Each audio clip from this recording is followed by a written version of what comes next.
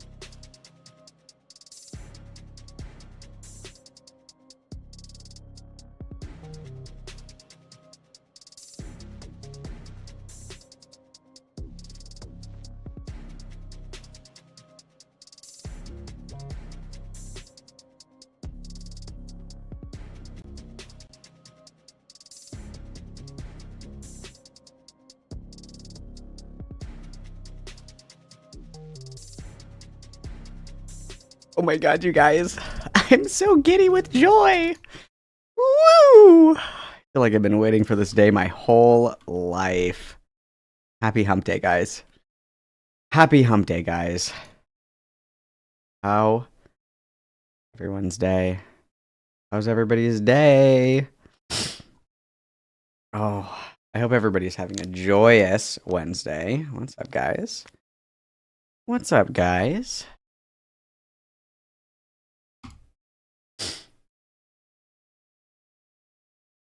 Twitch chat's popping off today. Wow, you guys, there's a lot of you guys over there, I see. A lot of you guys over there, I see. All right. What is up, my little mamacitas? I apologize deeply. My allergies are fucking killing me today. I just took an allergy pill, so hopefully that helps, but oh my god. Wow. I have some really fun things to begin with today, you guys. Before we get like super crazy, I've got some really fun stuff for us to do.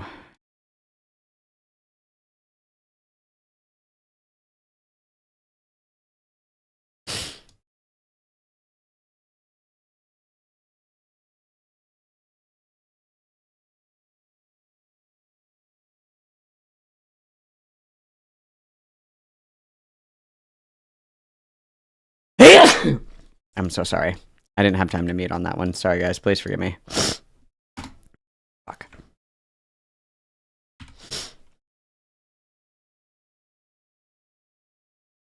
Second, let me get this ready here. Okay. All right. Let's say hi to my little bitches here. Max is here. Don't Smoke in Bed is here. Oh, is last night's... I don't know why it didn't, like, refresh my shit. I'm not quite sure, but... Nonetheless. Very weird. Very weird.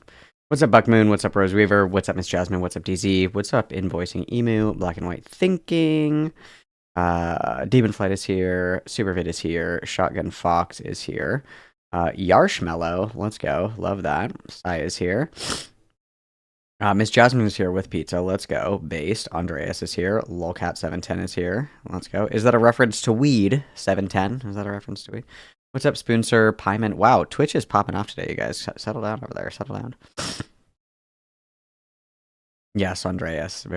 That's accurate. You are my baby birds. Schrodinger's chat. Invoicing Emu.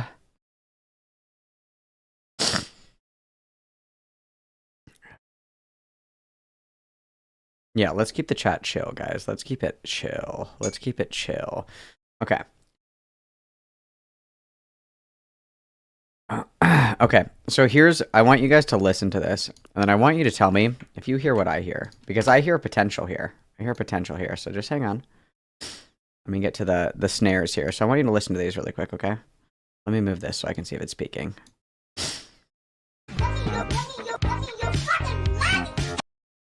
The Monoflight donatet 15 trucs superchat. I regret to inform you that Brianna was in my city today. We also got big fires anti-ting entry into Cleanza is for contagion.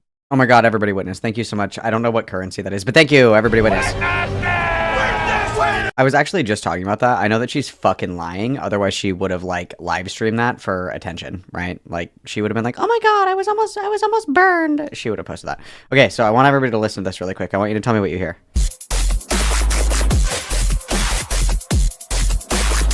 Those little what? What do those sound like to you? What do those sound like? Do those kind of sound like Awesome. So, you know, though. Maybe we do a little mixy mix. So, I want like a good one. I want like this one. so, you know, though. Do we want this one? Or this one? This one. Yep, that's the one we want right there. Perfect. Art.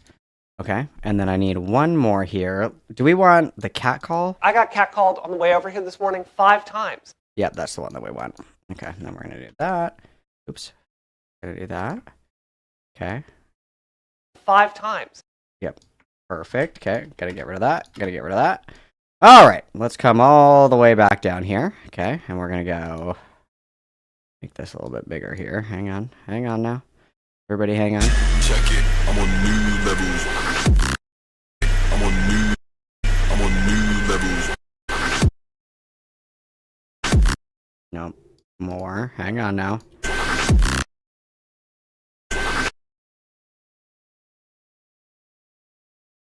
Fuck.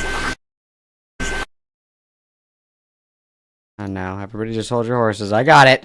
Savage, check it, I'm on new levels. Back that. We want to go here. Okay.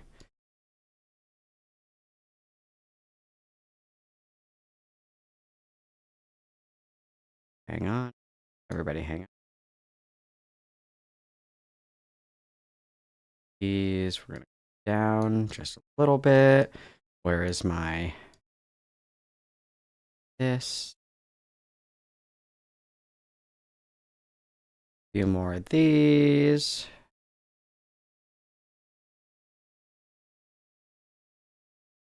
No, I don't know if that's going to work the way that I want it to, but we're going to make it work.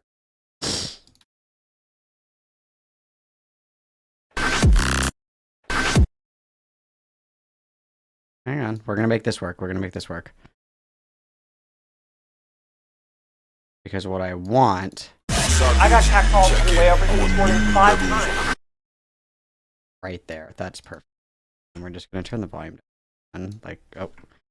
Be like right here. Yep. Perfect. And then we're going to do down, and we're going to fade this out a little bit, and fade this out just a little bit. Okay, ready? We're going to start with this. I got catcalled on the way over here this morning 5 times. Perfect. Okay, let's fade that a little bit better. Okay, and then where are my gasps? I need my gasps. Hello? Gasps. I need those. I need my gasps. Okay. This is where it's going to get fun. Okay, and then we're going to go. Okay. Like right there.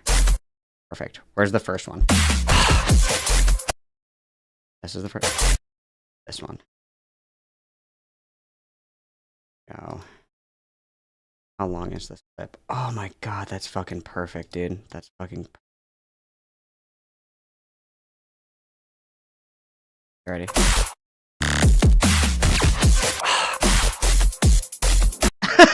So good. Okay, I got it. Ah, yes. Yes. Yes. Yes. Okay. Yes. Yes. Yes. Yes. Okay. Now I'll put this right here. And then we're going to speed it up just a little bit. Speed. Yep, we want speed. We're going to speed her up so she'll fit in there. Oh, perfect. Perfect. And this one's a little bit longer. Okay, and this one's a little bit longer. Oh my god, I'm so alive right now. So alive, guys. Okay. I'm gonna go right here, and then this one needs to be sped up a little bit too, so it'll fit. Okay.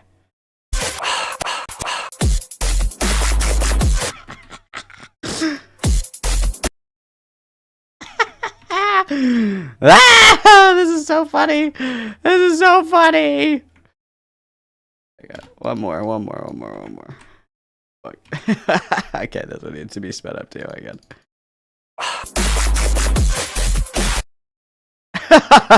Okay, you guys ready? Here we go. From the top. Ready? I got catcalled on the way over here this morning 5 times.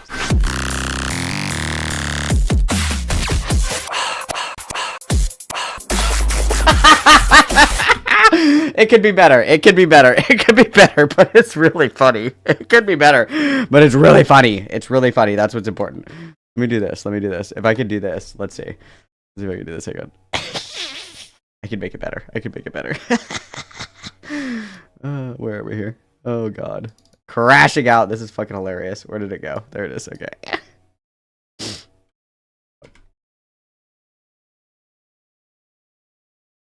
Okay. I'm gonna do this. Okay. I got catcalled on the way over here this morning 5 times. These are a little bit too far forward. These guys need to come back a little bit. Come back a little bit now. Nope. I'm off. I'm off. I'm off. I need it right there.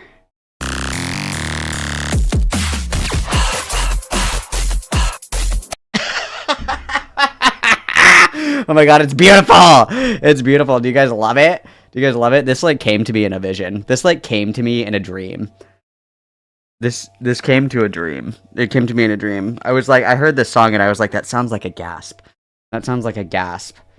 I love it. I love it. That's good. That's good. That's good. I got catcalled on the way over here this morning 5 times.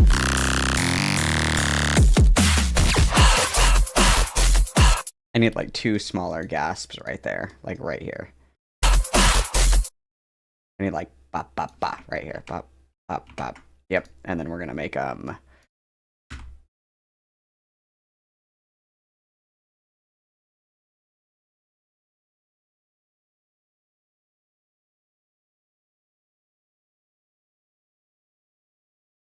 bop, bop. Like that. That's perfect. Okay, let's hear that.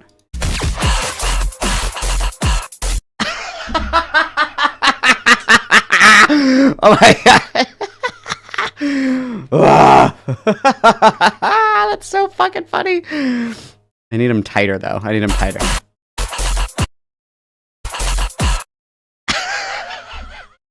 I'm gonna fucking cry. I'm gonna fucking cry. This is good. This is good. This is good. Okay, one last one and then we'll move on. I got catcalled on the way over here this morning 5 times.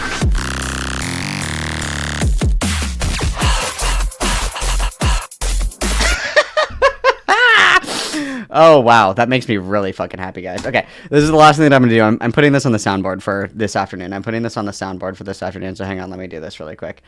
This is the last one, I promise. This is the last one, I swear. And then I'm done. I swear. I'm so sorry. I'm so sorry. Okay. Want it? Over here this morning. Oh, whoops, wrong one.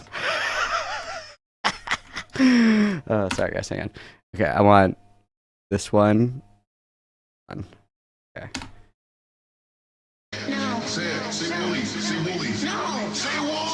Right here.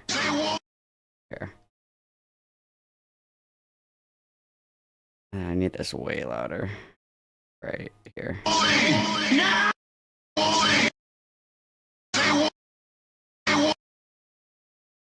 gotta get real close up in here.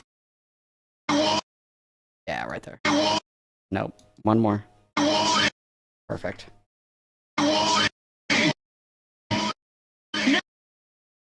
Right there. Okay, get rid of that. Get rid of that. I need this, and I need this up here, like this, and I need a really good gasp. Give me a good one. So, that said, 5 times. It's this.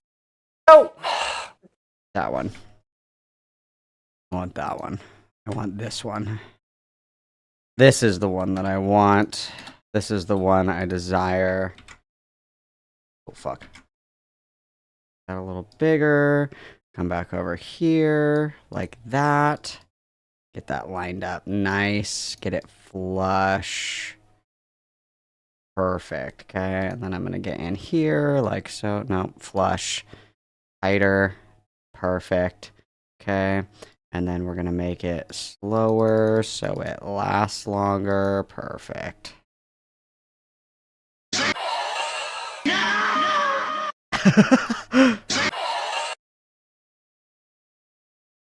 It's not as good as it should be. 4.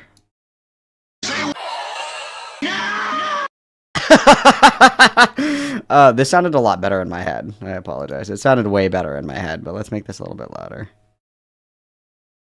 It sounded better in my head.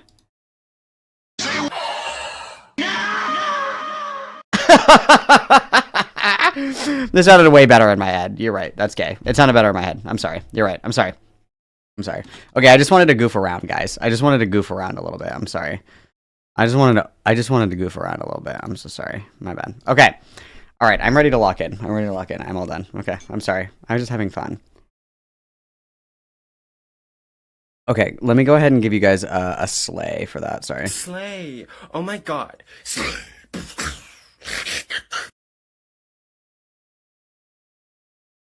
Yeah, you guys do want the size to the soundboard, don't you? I'd totally rave to this. Random slay would really make it. Okay, based. Head bow your heart out. I'll sit down and I'll actually sit down and do that with the Vampa song. I'll do that for you guys. I will do that for you guys. No worries. No worries. I will do that. I promise. I'll sit down and actually do it. I'm not going to do it while I'm in the middle of streaming. I just wanted to show you guys what happens in my head. I just want to show you guys like just a little glimpse of what happens in my head from time to time. Can I borrow some luck from you? Yes, Final said.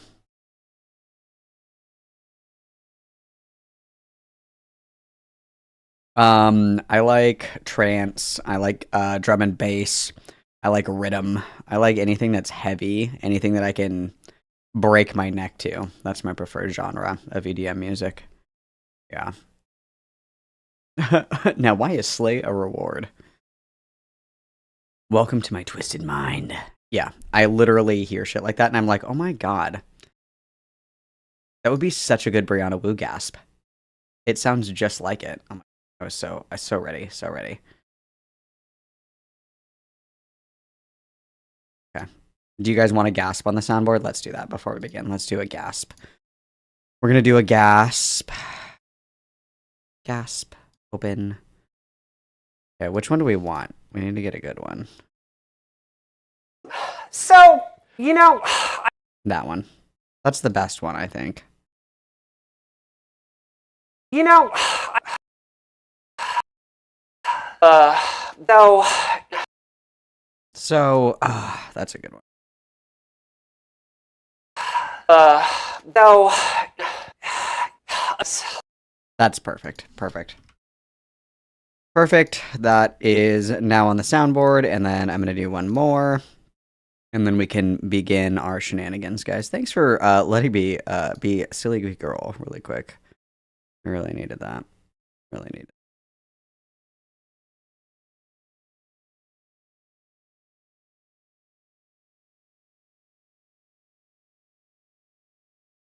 I want this one for the soundboard.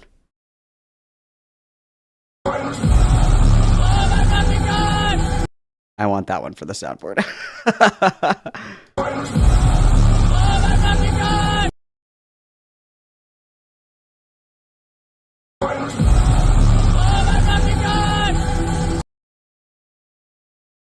Good one, good one. Okay, I'm all done. My soundboard is now complete. I'm happy now. I am happy now. I am now happy. Okay. It puts the likes on the stream or else it gets the beatbox clip. Very true. I have the wow on here. The wow's right here. He's right here. I have the wow. Hang on.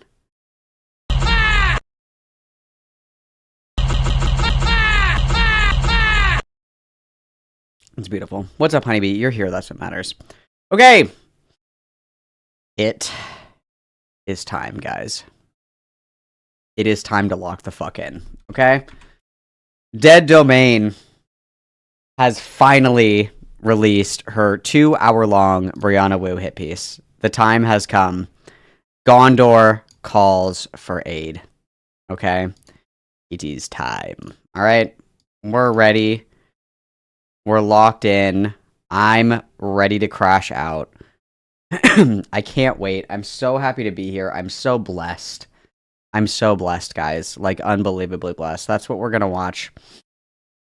That's what we're gonna watch, okay? I hope that you guys waited for me, because it's really fucked up if you guys didn't wait for me. That's actually incredibly fucked if you guys didn't wait for me. That's very rude.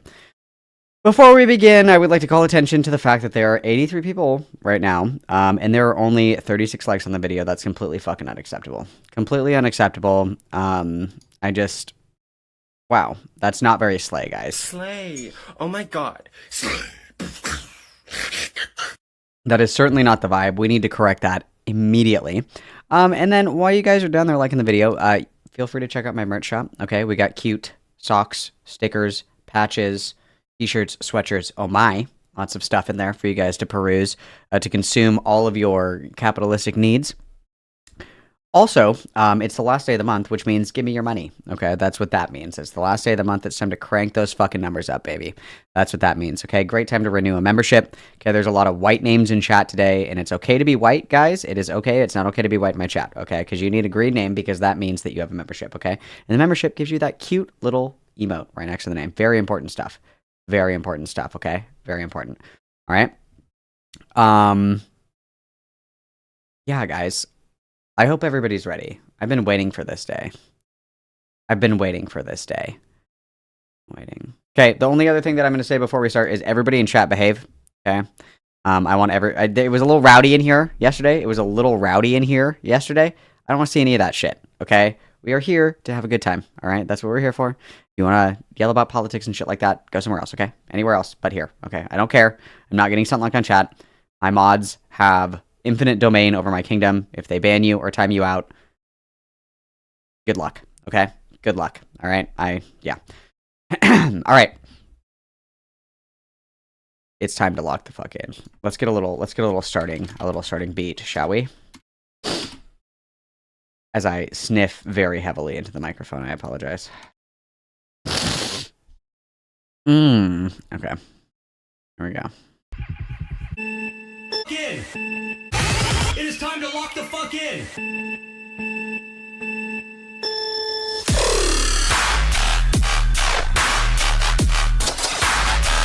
All right, we're locked in. Let's go, lesbians.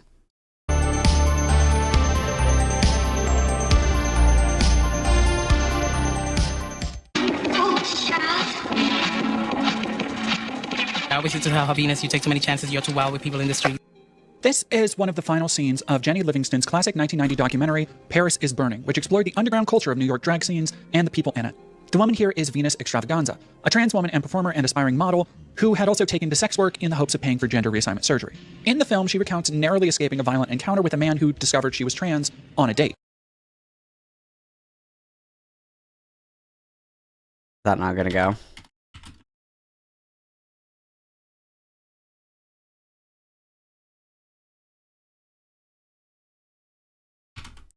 I guess that doesn't go. We don't get a sound for that. Are my alerts on? What the fuck? Hello? Who is this Calvin Garrar? Who is he? Oh my goodness, thank you for the membership. But my favorite streamer is Xander Hall says white rights. My favorite streamer, Lauren Southern, says trans rights, so that's very cool. That's very cool of her.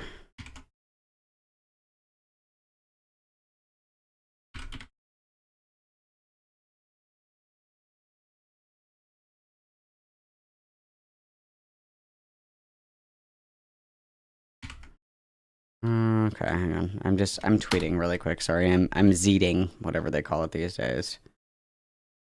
All right. Sorry, let's continue. Thank you for the membership. Everybody witness. Sorry, I didn't say witness. My fucking bad. Wow, I'm crashing out already. Okay, witness. Okay, sorry, let's go. During the filming of Paris is Burning, Venus was found murdered. Her body was found on Christmas Day, and she had been strangled just a few days earlier in the Duchess Hotel. To this day, her killer has never been found. I bring this up because Venus's story, despite taking place 3 decades ago, is eerily prescient. Anybody in the trans and wider LGBTQ community likely knows someone who has been sexually assaulted, physically assaulted for their identity, or even just who had to turn to sex work to make money, a precarious pursuit that endangers many trans people today.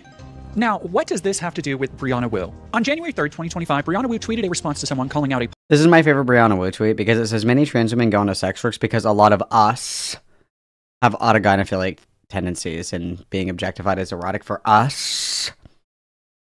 So you're saying you're AGP? Curious. Post where she decried progressivism as the reason for trans people's current political woes. Her response was, many trans women go into sex work because we have autogynephilia, and being objectified is erotic for us. And the first thing I thought of when I saw this post was Venus. I thought about all of my friends who had been turned away from jobs because they were trans, who had been forced into sex work by circumstance or other people who had survived only on it and who had been stripped of their dignity because sacrificing that dignity was the only way they could sometimes eat the 1 or 2 meals they got a week.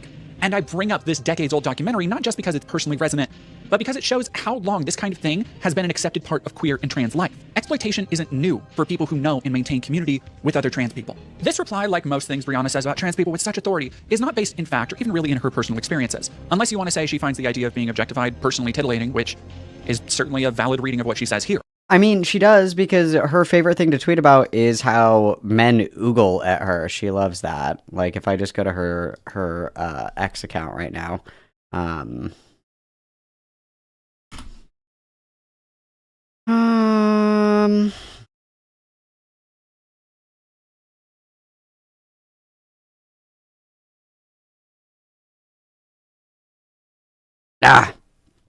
need Roxy to be here, because Roxy, always has all of these tweets available to me, but she'll be like, oh my god, all these guys were like checking me out. It's so validating to me. It's so validating to me when men look at me, or like when hot guys are checking me out. Even just yesterday, she was like, everybody in Israel is so hot. Oh my god, and they're all checking me out. I imagine it's like what a redheaded person goes to Japan. Everybody's just like, that person's a little out of place. I would imagine that's probably what it is, but... For the record, I don't think that's what she's getting at, but it would tie into a very common theme in Brianna's work, which is a consistent fetishization and reduction of what it means to be a woman, something we will examine later. Brianna likes to play at being an authoritative voice for the trans movement. In the last few years especially, she has turned away from progressivism and has attempted to engage right-wing and even far-right voices, courting TERFs, all in the name of being a reasonable voice for the trans community. Something nobody asked her to do, but she's still taking it upon herself. Nobody asked her to, and everybody wishes that she would stop as well. Everybody's like, please, stop! Now, I want to be open and say that because I had so many questions from my time looking into Brianna's history, I did Also, did you guys see when she was in Israel and... And you know how on Holocaust Remembrance Day, they do like 2 minutes of silence? This stupid bitch recorded people doing that. Like, how fucking disrespectful is this? How fucking disrespectful is this? Hey y'all, Brianna Wu here. I am in Jerusalem today. Oh no, not this one. Hang on, not this one. This one. Hey y'all, Brianna here. I have some bad news about the Brianna Wu meetup. Oh no, not this one. Sorry, she posts a lot. Hang on, where the fuck is it? This one. Like, look at this disrespectful ass bitch.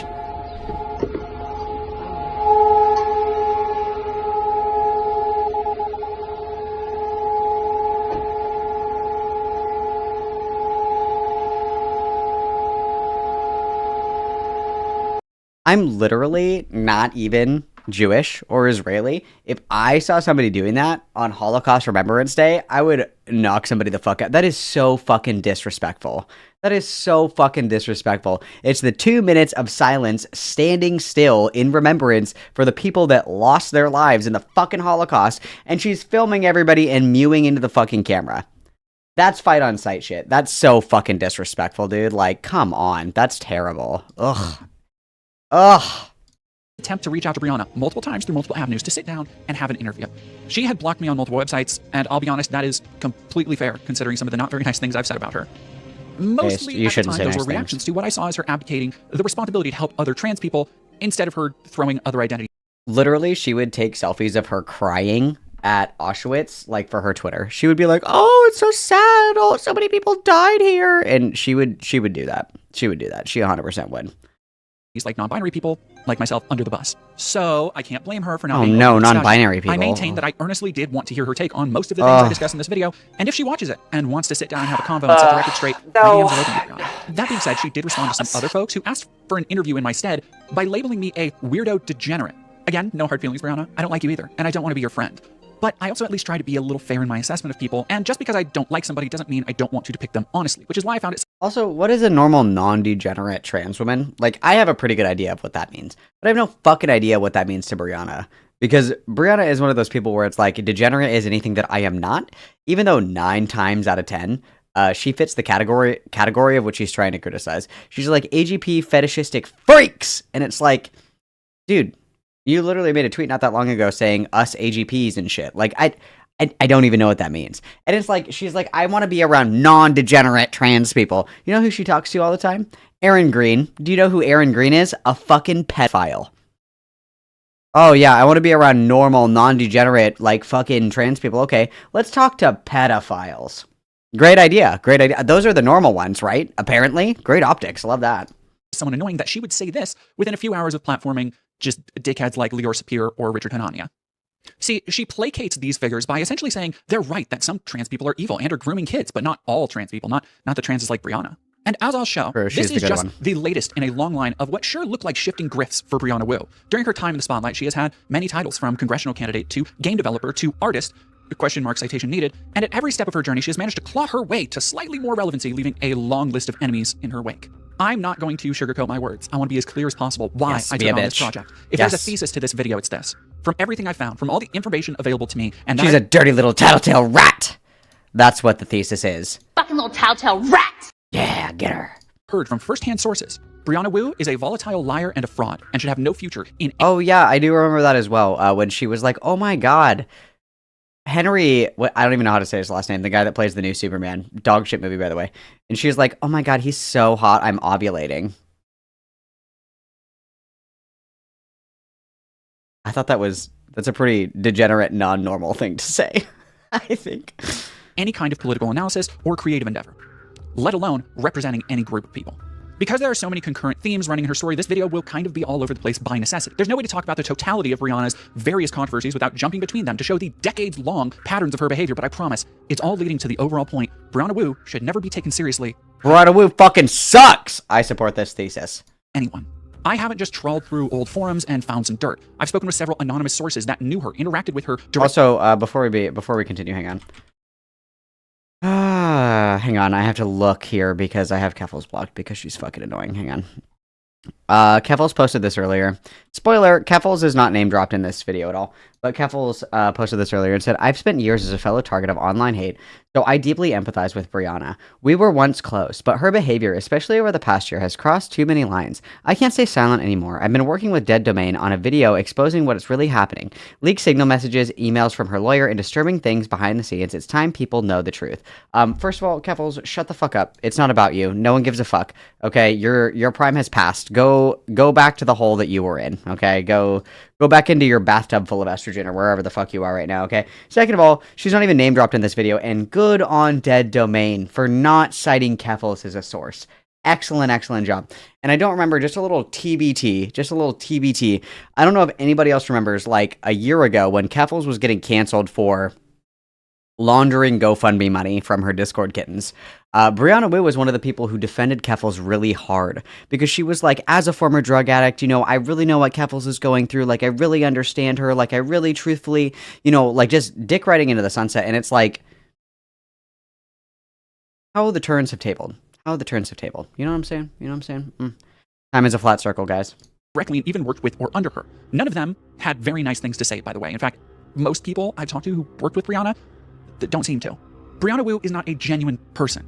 I know this because I've seen how she acts in private, where she often plays the role of a mean girl, talking shit about others, often over their appearances or their optics rather than any kind of principle. Also, people have said to me before, and when I say people, I mean Lily, not Lily Orchard. Lily was like, I don't understand like why you think it's appropriate to take shots at Brianna's looks. And I'm like, because she calls everybody fucking ugly. That's why. You don't insult other people's looks unless you're like Blake Lively. You just don't do that. You don't open that door, bro. You don't open that door. If you're not hot, don't comment on other people's fucking appearances. Just don't do it. Just don't do it. I don't know what to say. Once you open the door, you can go both ways through the door, bro. That's just how shit works, okay? And again, this is like a recurring pattern. It happens like regularly where she's like, this person's fucking ugly. This person's a brick. This person, she called Benny from the Young Turks transvestite or some shit like that. It's like, girl, read the room. Read the room. All right? You look like the original version of the Necronomicon. That's what your face looks like, okay? I could superimpose your face on the Necronomicon from the original Evil Dead movie, and you wouldn't be able to tell the fucking difference, okay? Don't even start. Don't even fucking start, bro. Stances. Even the people she would publicly claim to ally herself with, like Destiny, aren't safe from her insulting them when she thinks nobody else is watching. Another example is the time she speculated about Shoe on Head being the victim of assault. Or, as I'll show later, that's really fun, too. I bet that Shoe on Head acts like this because she was raped. Oh, good one. Very cool. Very cool. That's not deranged at all. That's not deranged at all, bro. That's not deranged and degenerate or anything like that. How she has often attempted to hire people to create dossiers on who she deems her political enemies. But this is going to be a long video. Also, can I tell you guys something embarrassing? I always thought that dossier was pronounced dossier. I'm sorry. I'm sorry. Bookmoon donatet $1 amb 99 centaus truc superchat. Moisturiza a... Thank you, Buckman, for the $1.99. Everybody witness. Oh my god. Yeah, it puts the lotion on its skin. I wish it would, but yeah, I wish it would. I wish it would. That'd be... French is stupid. I agree. I agree with that. Very true. Very true, guys. Very true, guys. Really quick, I'm going to check the likes on the video. Let's see how we're doing, Mamacitas. Excuse me. Let's see how we're doing. Guys, I'm going to have to get the Lexity video. I'm going to have to do it. 61 likes and there's 100 of you guys in here. I'm going to have to get it. I'm going to have to get it.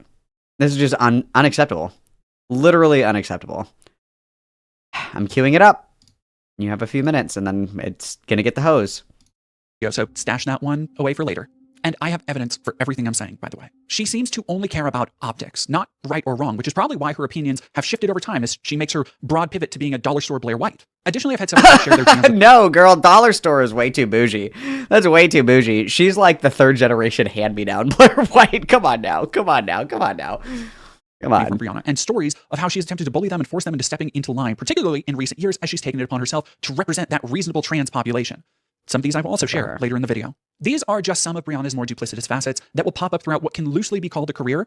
Like I said, it's going to be all over the place, and as a result, this video will be filled with more callbacks than a Marvel Phase 5 writer's room. She is incredibly thin-skinned, talks authoritatively about things she has very little or no knowledge of, blatantly lies about her experience and credentials, and lashes out at anyone who might challenge her. People have spent the last 3 years or so asking why she so suddenly pivoted to the right. But the reality is, this is who Brianna has always been. While my other deep dive investigative pieces have... It's not about her pivoting left or right. It's about her trying to find allegiance in any safe harbor, okay? Literally, if Hitler rose from the dead tomorrow and he was chill with Brianna Wu, she would be chill with Hitler, okay? It's because she, and I've said this before and I'll say it every single fucking time that we talk about Brianna Wu, Brianna Wu has no sense of self. Brianna Wu is somebody who only gets external validation from others, so anyone who gives her that validation is someone who's good in her book, which again is a friendly reminder why she runs around with literal fucking pedophiles like Aaron Green, okay? Because anybody who strokes her ego is somebody who's good in her books, okay? That's it. That's all it is. I've spent ample time disproving the conspiracies and lies spread by people like Matt Walsh or Synthetic Man. I have far less of that to do here. That's not to say Brianna isn't a liar. She is, and I'll be debunking some of her talking points accordingly. But the real evidence of who Brianna is isn't in her worldview. In fact, I'd say it's the opposite. Brianna Wu constantly shows just who she is by her lack of any ideology aside from being a desperate, attention-seeking grifter. Whore. Oh. Yeah, I wasn't... Sorry. The first thing to know about Brianna Wu is that she never had much to worry about in life. When she was 19, she went to Millsaps College, only to drop out to found an animation company that, like her college endeavors, was funded by... Another thing Brianna Wu does all the time is... she over-embellishes everything. She's like, my family like disowned me and kicked me out for being trans, but also sent her to like one of the best rehabs in the entire country, supposedly, and then also gave her $200,000 to start a video game company. Sounds like we were pretty owned at that time. I wouldn't consider that to be disowned behavior, but... by her parents to, as we would attest later, the tune of over $200,000. The animation studio was known as Socially Unconscious Productions, and we will talk about it more in a little bit when we discuss Brianna's art and how she's... Also, these drawings are a little AGP coded as well, if you ask me. ...lied about that over time. These aren't just random assertions, by the way. Much of this Wu has talked about in her various interviews with the media, from an interview piece on Inc.com in 2015. Quote, at Ole Miss, Wu studied journalism and wrote for the Daily Mississippian, but she never graduated. She left school the first time to start her own video animation company, came back, and dropped out for good in 2001 after getting swept up in the excitement surrounding George W. Bush's election as president. Her parents were big donors, and they got her a ticket to an inauguration ball. That led to a stint working in Washington, long enough to become disillusioned with Republican politics, as well as... also for some reason, I don't think that this makes it into this video. Brianna Wu did an internship for, I think it was a senator in Mississippi. The senator was Trent Lott, okay, and this was in the early 2000s. Trent Lott was this guy's name. Trent Lott was a literal segregationist in the early 2000s. He wanted to segregate black people and white people again. He wanted to bring back Jim Crow era policies. And that is who Brianna Wu chose to do an internship for. Apparently that was the only Republican in Mississippi. That was the only one, I guess. She was like, well, everybody in Mississippi was a Republican, and I grew up a Republican, da-da-da-da-da. I am friends with Republicans who don't believe in segregation. I am friends with conservatives who don't believe in segregation. I have conservative and Republican family members who do not believe in segregation. You're telling me the only Republican that you could find in the great state of Mississippi was like, yes, The colored drinking fountain is over there. Like, what are you talking about right now, bro? What are you talking about right now, bro? That was the only one? That was the only one that you could find? Incredible. Incredible, guys. Incredible. Dangerously dependent on Ambien, a sleep aid. Her parents, in the final act of support, brought her home to Hattiesburg and paid for a bed at Pine Grove, where Tiger Woods would later be treated for sex addiction. End quote. She's also publicly posted pre-transition. Also dangerously dependent on Ambien. Again, it shifts depending on whoever she's talking to at any given time. But she's claimed that she's been addicted. She had polysubstance abuse, which is essentially you're addicted to anything that you can get. I don't necessarily know if that's true. Obviously, I love to speculate, but just based on all of the retelling of everything that's been documented, it seems like she embellishes that depending on who she's talking to. I can believe the Ambien thing. Polysubstance abuse is pushing it. That's usually reserved for like really fucking hardcore addicts, like people that live under like bridges and shit. Like polysubstance abuse is, the drug of choice is quote unquote more. That's actually a pretty rare substance abuse disorder to have. That's for like hardcore bitches, okay? To Hattiesburg and paid for a bed at Pine Grove, where Tiger Woods would later be treated for sex addiction. End quote. She's also publicly posted pre-transition pictures that confirm her identity as the person we're about to hear stories on. Now, I don't really care if someone ambles. It's also rumored that back in the day, Brianna Wu knew somebody who worked at Twitter before it got bought by Elon Musk, and posting this picture would get you permanently banned off of Twitter. This is hearsay. I have no way to confirm this, but that is a rumor that has been floating around for a while. Posted pre-transition pictures that confirm her identity as the person we're about to hear stories on. Now, I don't really care if someone ambles through college to find their direction in life. I did it. Plenty of people do, regardless of economic bracket. I'm also not interested in talking about Wu's time in rehab. The reason I included the full paragraph was to talk about her lifelong links to Republican electoral politics, because that is going to come up later. The real problem is that despite not graduating, many interviews in the future would regard her as a graduate from Ole Miss, even her own website claiming she graduated from there. But there isn't really much of a record of her actually finishing that degree. And on her LinkedIn account, for example, it says she attended from 2003 to 2008 and majored in journalism and political science. Yeah, she never graduated. The other thing too, what was the other one? It was really old Susan Place form. She would say that she was majoring in psychology and majoring in, whatever. Like, again, spin the wheel. Depending on who she's talking to, that's what she majored in. Like, if she's talking to somebody about, like, technology, she majored in tech or whatever. If she is talking to somebody who's a psychologist, she majored in that. If she's talking to somebody who's a journalist, she majored in that.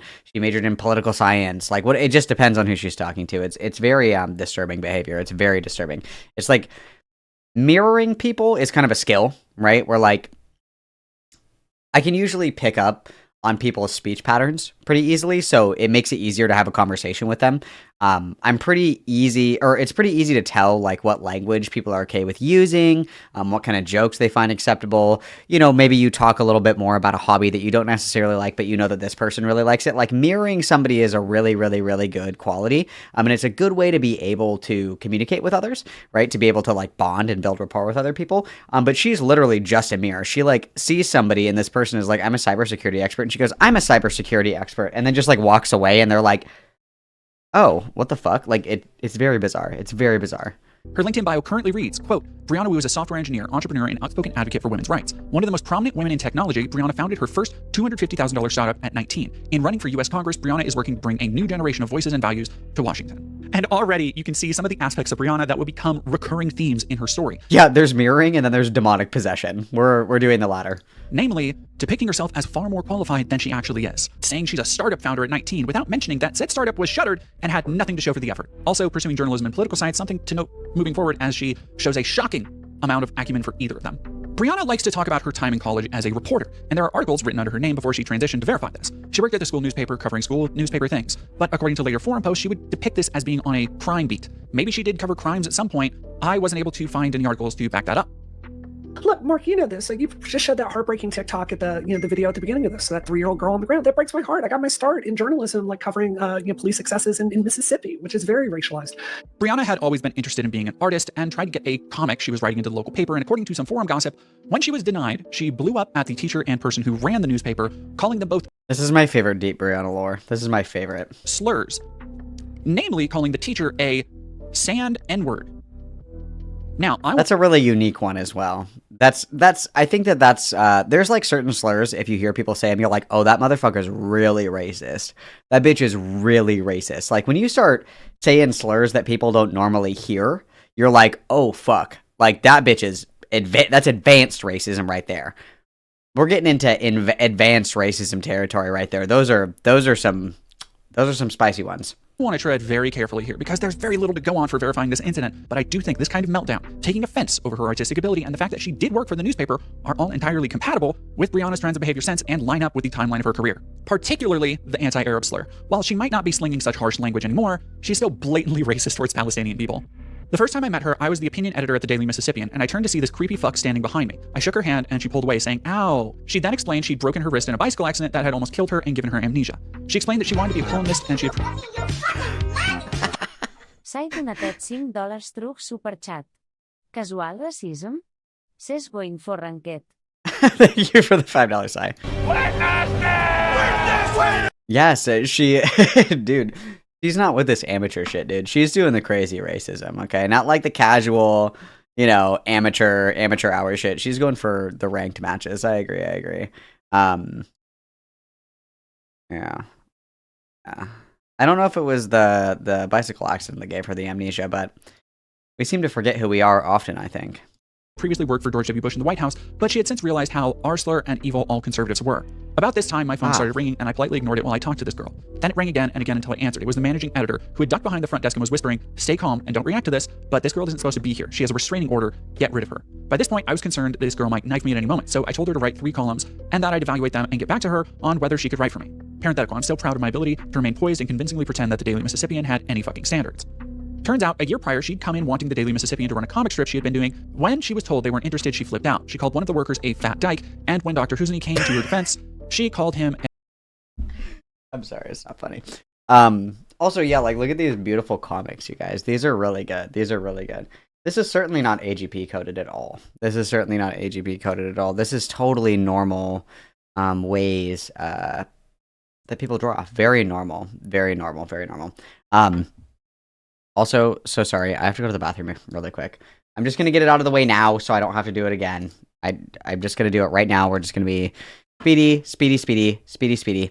Go to the bathroom really quick. Everybody behave. I'll be right back. It'll be literally 2 minutes tops. I'll be right back. Everybody behave.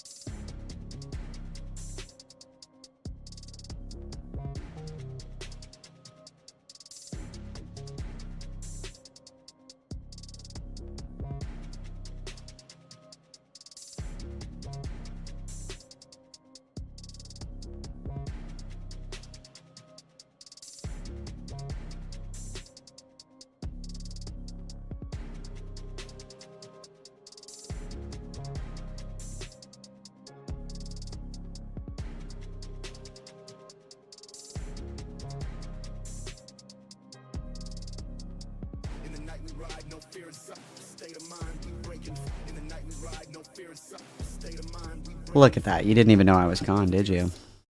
Didn't even know I was gone. Let's continue. Sorry. I'm so sorry. But yeah, these are, yeah. A raghead and sand N-word. They got a restraining order to keep her away from Farley, but when they moved to Bishop, it no longer applied, and she was actually able to weasel back into working for the SMC. Here, we see several pieces of corroborating evidence with Brianna's own stories later. Things that are incredibly specific, like working with the Republican Party, which, again, Brianna would admit to in later interviews. So with these pieces of the puzzle, I feel pretty comfortable saying this did happen, and before transition, Brianna did go on a homophobic and racist rant. And right now you might say, well, that's not a lot of evidence. And you're right, I'm taking a little bit of this on faith, but having spent as much time as I have now studying Brianna, I can say this absolutely falls within the realm of her regular behavior and how she Behold, you guys, our expert at domain. continues to act even today. So by the end of this video, I think you'll probably agree with me on this one. And plus, you'll be shocked to learn this kind of outburst and homophobia would come back later in her life. Additionally, there are pieces of art from her time in college when she was crafting this comic strip called Election Eve that, while made under her dead name, the same name cited in the forum gossip, is in the same style and even shares similar designs with Revolution 60, Brianna's eventual sole video game creative credit. Particularly the characters Holiday and Minuet, who are recurring through much of Brianna's creative work. These Do you guys think we should play Revolution 60? Should we do that? Should we play it and see if it's dog shit? Maybe we should do that. comics and the artistic similarities further cement Brianna as the same person mentioned in Let's read this, shall we? Rush week at the Beta House. This girl says, the thing that makes us different is friendship. And then this girl says, absolutely, we're all friends here. And this girl says, people say we betas are just boozy, cutthroat socialites. I say we're the future leaders of America. And this person says, in fact, since the campus is 80% Greek, you have to pledge unless you want to spend your Friday nights in coffee shops with guys that perform in Oklahoma. And this person says, did I mention our commitment to family values? And then she says, oops, better so we're up for church. Everybody laugh. Everybody laugh. We need a canned laugh for that. We need a canned laugh for that. That was good. That was a good one. Hang on.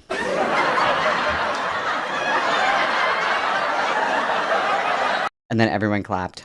In the forum posts. Mind you, these posts were idle gossip years before Brianna became any kind of notable political or game industry figure. Socially Unconscious and Election Eve aren't really notable except for how poorly they were received, with the flat jokes often depicting offensive stereotypes and not making much sense, at least. Offensive stereotypes. So you got Brea. She's a smart-mouthed goddess with a princess complex and her very own tiara. Allison Holiday is a boozy, spaced-out sorority girl that brings a new meaning to, quote, virtual reality. Lanny is a busty journalist on the verge of a nervous breakdown because of Brea and Allison. And then what is that? What is this girl's name? I gotta make this bigger. What's her name? Minute? I don't know. The way she figures out someone has to rule the world, it might as well be her. Isn't this just a plot of Totally Spies? Isn't this just Totally Spies plus another blonde one? This is Totally Spies with an extra one. According to the mail-in section of the college newspaper. Thanks to Andrea James at Transgender Map for help with these sources, by the way. And speaking of her brief comic strip, writer says, I can't really talk about this era of LV 426 was the legendary dorm room party spot. This just reads like somebody who's never been to a college party in their life. At the Bishop University, where Brea, Allison, and Lanny were roommates. Oh my god, they were roommates. And after years and years of crazy adventures, the girls made a huge mistake. They actually graduated now that school's out for the space cats. What do they do next? It turns out that Washington, D.C. is calling them out for their biggest adventure yet. The countdown is on to the election eve, the day that will forever change the world. And then Mistress 9 is their evil nemesis. Whatever. Wow, this is so good. Totally Spies if it wasn't dog shit. Oh, cool. Brianna without acknowledging her probably made-up girlfriend, Lauren Malovey, in 2001. During her time with Socially Unconscious, Brianna, then pre-transition, was writing her comic Election Eve, with Malovey apparently the primary artist. Now, the art style is already pretty distinctive and similar to Brianna's own, so keep that in mind. Malovey never posted a picture of herself, but blog posts exist on the Socially Unconscious website claiming she and Brianna were partners and in love. Curiously, there are posts under Malovey's name. You guys wouldn't know my girlfriend. She goes to a different school. You guys wouldn't know. You wouldn't know her. She's real, but you wouldn't know her. She goes to a different school. Like product reviews circa 2004. The way it's written is notably similar to Brianna's own assertive and casually abrasive style, and internet sleuths would later discover the only address from anyone named Lauren Malovey matched the same house as a pre-transition Brianna. Malovey is, as it turns out, also a Bond girl's last name, Cara Malovey from the 1987 film The Living Daylights. You'll notice that This is like Lily Orchard level shit, dog. Like, and then her girlfriend's gonna get cancer and die, and then she's like, oh, she's gone. Brianna is a big fan of spy fiction, and you can see it in her art of women with all the updos and the go-go boots and bright, garish, skin-tight suits. It's like Austin Powers' Silent Hill. Then there's the evidence via Socially Unconscious's own website that Brianna publicly advertised looking for female models, citing Lauren being camera shy. Perhaps most damning is that after Socially Conscious Productions was shut down, Lauren Malovey seems to have almost entirely disappeared, which, as we would soon see, coincided with Brianna's transition. Now, I don't like speculating at what I can't prove, but as a trans person, I think this feels familiar to how a lot of people might try exploring their own gender behind the anonymity of the internet. I honestly don't care if Brianna made up an entire internet girlfriend to explore ideas around femininity and gender. I do because it's cringe and gay. I care. Expression, which is kind of what we have Tara Callie at home, guys. But it looks like happened here. Everyone's done internet cringe when they were younger. Nobody was exploited and nobody was hurt by this, so I don't really care. And you might ask yourself, then why bring this up, especially when there's only anecdotal evidence to go on?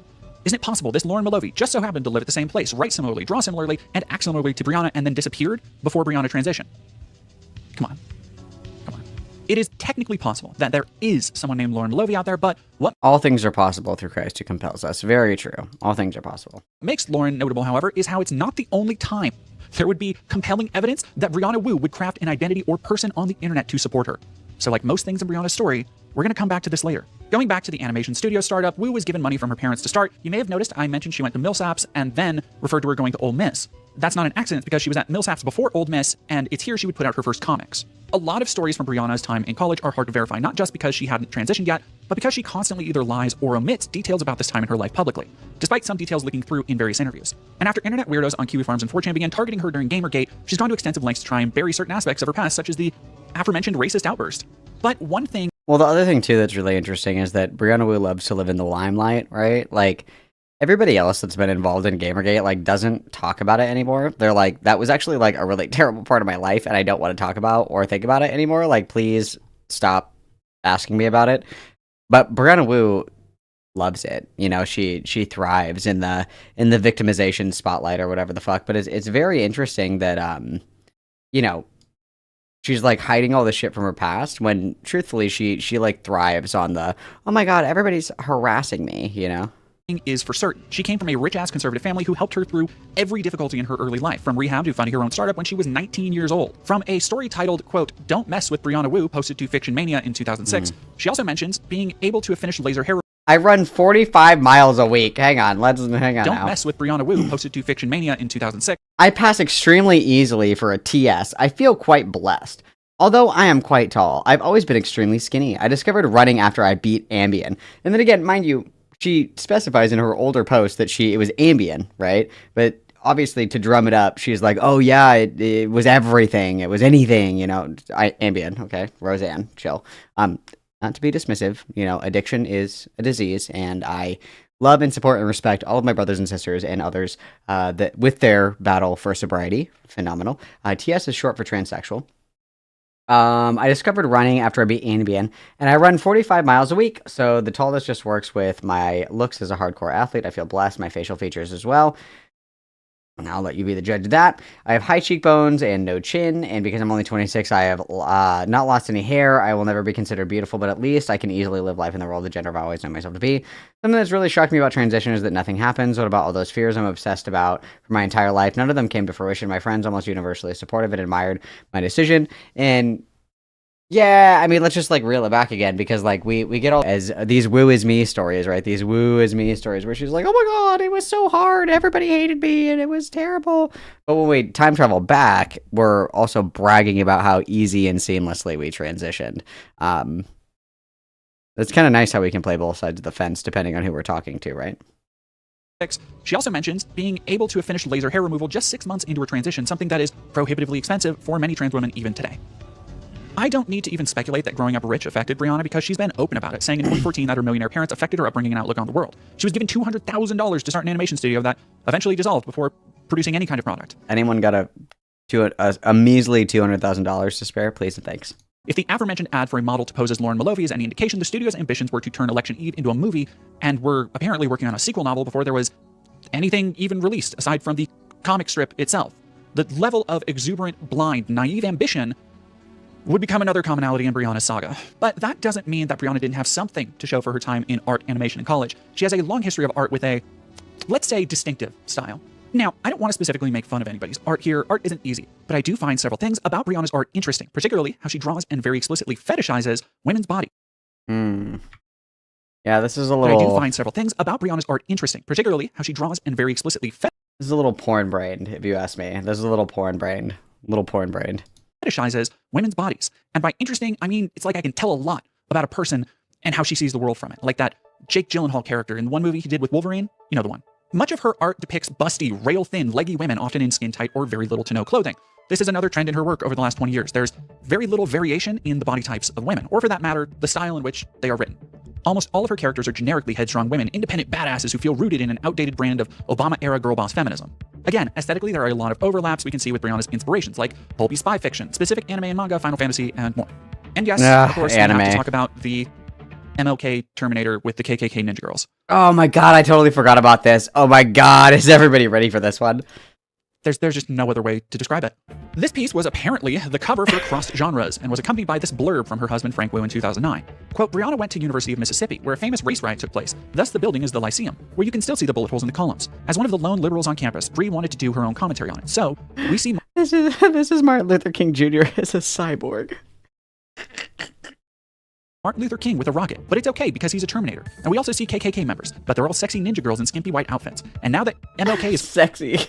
Sexy KKK ninjas.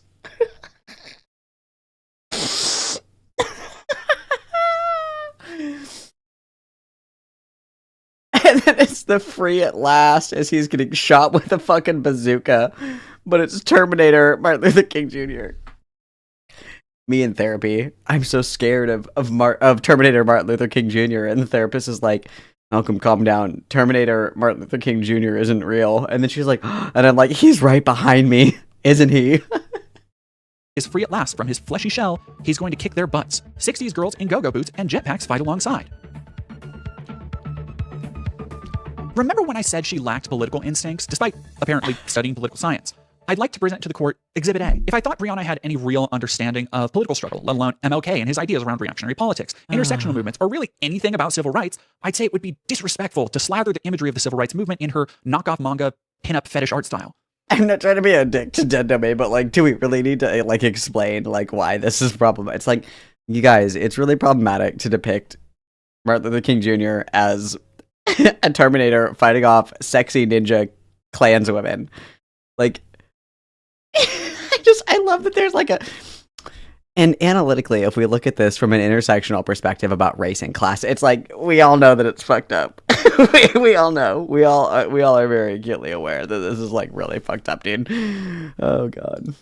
But I don't want to give her that credit for understanding those things to begin with. As seen in even more recent tweets, her understanding of racism, let alone civil rights struggles, are constantly shown to be thin at best and virtually non-existent at worst. Now, we will talk more about Brianna's artistic output when we get to Revolution 60 and her stab at game development, but having touched on her various artistic exploits, I feel a need to examine Brianna's constant character self-inserts. These depictions of women aren't just something that This is like the blunt rotation from hell. We've got like fake girlfriends, we've got racist cartoons, we've got fanfic self-inserts. Welcome back, Chris Chan. Welcome back.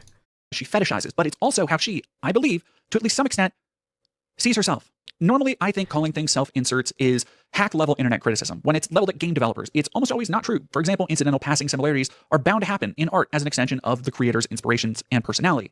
But in Brianna's case, there's a lot of evidence that the characters she makes aren't just representations of her interests, but how she sees herself going through the world. Remember when I talked at the beginning about how Brianna says trans women enjoy being objectified? When I first heard that, it immediately felt out of touch with the reality of survival sex work, but the more I've learned about Brianna, the more it makes sense. She doesn't consider the perspective of others, but she does fetishize femininity herself. And it's not just femininity, but a specific brand of headstrong anime protagonist coolness.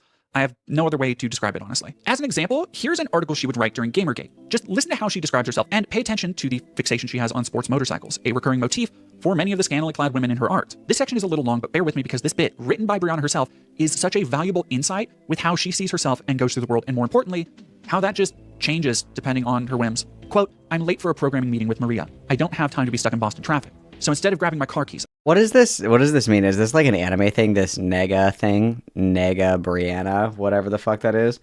What is that? Is that like an anime phrase? I don't know what that means. I don't know what it means. What does that mean? Somebody tell me what that means. I don black, skin-tight leather armor, and leap onto my motorcycle. It's a 2009 Honda. It's like an anime thing? What does it mean? Is it like Chad Brianna? I don't know what it means. Oh, it means opposite. Oh, it's like Bizarro Brianna. Got it. You should say Bizarro. That's cooler. Racing red, something straight out of Akira. I've leaned into highway turns at 80 miles. It's Weeb Wario. Got it. Miles an hour, feeling nothing but speed, the air whipping all around me, and my thighs gripping a 212-degree engine for dear life. My emotional connection to this 410 pounds of fuel and metal is intense. Idling at a red light, I see a woman waiting to cross. She has my figure and looks to be my age. The frazzled look of motherhood is about her, disheveled hair and perpetual distraction. She's hunched over to hold the hands of two kids so beautiful that my heart gives an involuntary lurch, an instinct hardwired into my brain in ways I don't understand. It hits me hard as if this is an alternate reality version of myself crossing the street. A Brianna that had made drastically different choices. The woman notices me. Look at the girl on the motorcycle, she says to her children. Our eyes meet. I recognize my gray-blue shade in her eyes. I was adopted and had planned to do the same, but recently I've changed my mind. I wonder for the billionth time if the right decision— Thank God for that. Amen. God is real. —is to concentrate on my job. I'm certain that if I had children, I would be failing at my job. I've hit my 30s, a period when it seems all of my friends suddenly have kids. That's a priority shift completely incompatible with goals. Startups require you to give it all or go home, routinely requiring long nights, longer weekends. Well, we did neither of these things. We still don't shut the fuck up about it, and we didn't give it our all. Nice. And blood and toil. If you aren't willing to put in the hours, eager replacements are standing behind you. If I fail, the women I work with will all be out of their jobs. The light turns red. I release the clutch and twist the throttle, and my doppelganger and her children disappear in my wake. Wouldn't the light turn green? Wouldn't the light turn green if we were going through it? Shitty art, shitty writing. It's all just so ass. End quote. So we can pretty clearly see that anime influences seeping into Brianna's perception of herself and the real world around her. She's got that anime porn brain rot shit going on here. The anime brain rot shit. Ugh. Her long-running fixation with sport motorcycles apparently tying into it, but don't miss out the vaguely fetishized description of her in skin-tight leather wrapping her thighs around an engine with an intense connection to the fuel and metal. This isn't written tongue-in-cheek, by the way. This is meant to be a somber reflection of a place and time in her life as a woman. I don't think this ever happened, by the way. I think it's another example of Brianna sensationalizing her life, something we are going to see much more of. She likes to craft this kind of elaborate narrative about something passively happening to her that also just coincidentally works to sum up whatever grand argument she's trying to make in whatever piece she's writing. And yet it's so ephemeral that there's no way to verify it actually happened. She just be saying shit sometimes. If you're familiar with Brianna's modern positions on being trans and trans rights, this also might seem at odds with what she says here. Nowadays, Brianna will go out of her way to say some dumb shit like trans women are just boys that need hormones or we will break. And these arguments of hers are an effort to court favor with TERFs and broadly anti-trans or gender-critical commentators, mostly conservative. She now argues against trans people, quote, invading women's spaces, and argues in favor of— You're not sending your strongest soldiers, Sai. I think that the anime porn brain rot is very real. Is very real. Essentially seeing trans women as fetishistic men, promoting no shortage of ideas that provably put queer people and trans people in danger. And she does all of this unironically, despite the fact that, as you can see here, she spent several years, over a decade in fact, depicting herself as a biological woman and using that pretense to position herself as a voice on women's issues. I think I pass reasonably well, but when I go to the gym, I shower at home just because if someone can tell I'm trans, I don't want to upset them. I think women deserve the right to say, no, we don't feel comfortable with you in our space. So I would say— But when trans people are like, Brianna, we don't want you to talk for us, please shut the fuck up. That we don't listen to trans people. Curious. To my sisters out there, I understand that it can be dehumanizing the way that we're treated sometimes. The way that TERFs talk to us is it's brutal. It is cruel. It is so mean. But we will get so much further with getting goodwill from the public, with humility and grace and trying to get people to buy in and for them to see our humanity than we will by— How does she see with her glasses when they're like this? Like the frame of her glasses is like level with her eyes. Like if I did this, I like couldn't fucking see. Like why? Like the frame of my glasses is like I can't see shit. How does she see? And she also got LASIK. Why does she still wear glasses? She got LASIK. I would get LASIK, but I don't want to go blind, so I won't be getting LASIK. But she got LASIK and she still wears glasses. Very bizarre. I don't know. It's very weird. It's very weird. Forcing them. In pieces like this and myriad Gamergate interviews and articles she would write, she never discussed her status as a trans woman, only depicting herself as someone who's always been a biological woman. She also got articles to retract that she was trans, by the way. Fun fact. This be because at each point in time, depicting herself a certain way was, at least in her mind, guaranteed to get her maybe a little bit more attention. For example, depicting herself as a cis woman during the perils of Gamergate, and now coming forward as a trans woman to lend credibility to her political arguments against other trans people. I'll let you decide as we dig more into Brianna, and specifically her long history of opportunism. But I'm getting ahead of myself. We have a lot more to talk about before we get to Brianna's time in Gamergate, and the events that would give her the bigger spotlight she has. Gamergate, that's a shot. Also notable for Brianna pre-Gamergate. Gamergate, that's a shot, guys. Gamergate was her time spent on Susan's place, where she was a moderator. I had no idea what this place even— That's like worse than being a Reddit moderator, dude. A moderator for Susan's place. Oh my god, Gilby. Was before sifting through Brianna's past, but apparently it was a notorious forum that caters primarily to an incredibly outdated view of trans people, in particular medicalizing transness and trans identities as a disorder. Based on this archived post, Brianna was apparently banned from the forum in 2007 after some kind of incident that was deemed unbecoming a moderator. And it appears the forum manager even said, quote, I had hoped to allow her to leave with whatever dignity she could, but apparently that isn't Like an AI generated picture. What is this? This is making me scared. This is like a Lord of the Rings character, like a gender ambiguous Lord of the Rings character. What's going on right now? going to be allowed to happen. Though I couldn't tell what incident had occurred here. So, much like stories of her in college, we can see Brianna has a history of being abrasive and confrontational to anyone who even peacefully speaks out against her. It's actually kind of funny, half of Brianna's past wouldn't be identifiable as being her if it wasn't for the way she very specifically reacts to other people in criticism. We will see much more of this abrasive, commanding tone in the future, so by the end of this video, you'll definitely recognize her distinctive style of online interaction, which is to basically act like an authority figure on any given subject and belittle anyone who might challenge her, regardless of her actually being qualified in what she's saying, because most of the time she's not. There's also evidence on this forum of Brianna talking about trapping cis men as a trans woman and having sex with them without them knowing she's trans. This is obvious. Not good, not good, not good. And when is this from? 2007? She said that she got bottom surgery like a decade ago, right? So, when she had that conversation with Marcy, I'm not very good at math, guys, but she had that conversation with Marcy Bowers, and she said she got bottom surgery like a decade ago. This is in 2007? A decade ago, be 2015. Scandalous.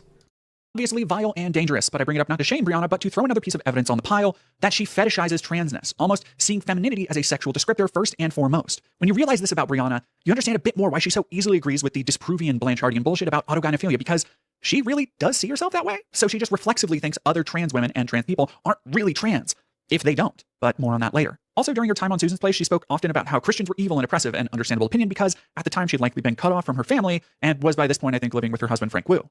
It's also worth bringing up the time she talked about having no sympathy for any detrans people. There are several other commonalities between Brianna in 2007 and her attitudes now. For example, her insistence on using the word transsexual other than transgender, which might just be a time she was in type of thing. I also want to take a little detour to go talk about her live journal entries Oh, she said 18 years? Oh, never mind. Sorry, ignore me. around these times, which also detail her, I'm going to say, frankly, fucking unhinged ideas on politics. Just listen to this shit. Quote, let me preface this blog by saying that I think gay rights are the preeminent moral issue of our time, the modern equivalent of slavery. It's one of the top 3 issues I vote on, and Oh. Gay rights are the modern equivalent to slavery.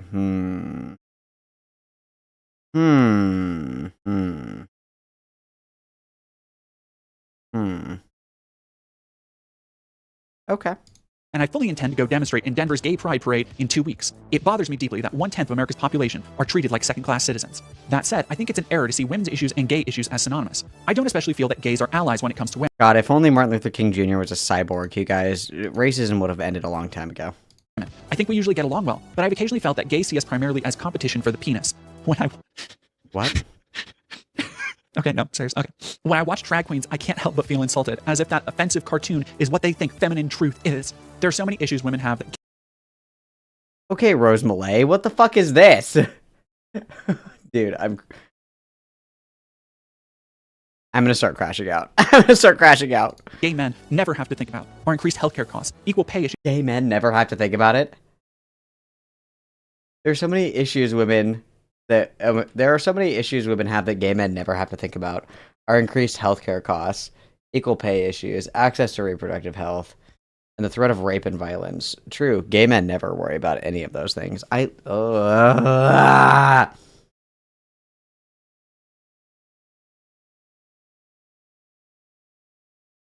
can't. And the threat of rape and violence. Concordantly, there are many gay issues that don't affect me. I've never had to worry that society didn't approve of my sexuality or marriage rights.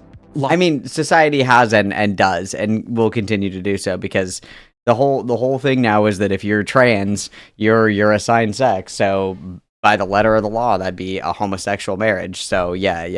Actually, people, that's actually kind of important. That's kind of important. Lots to unpack here.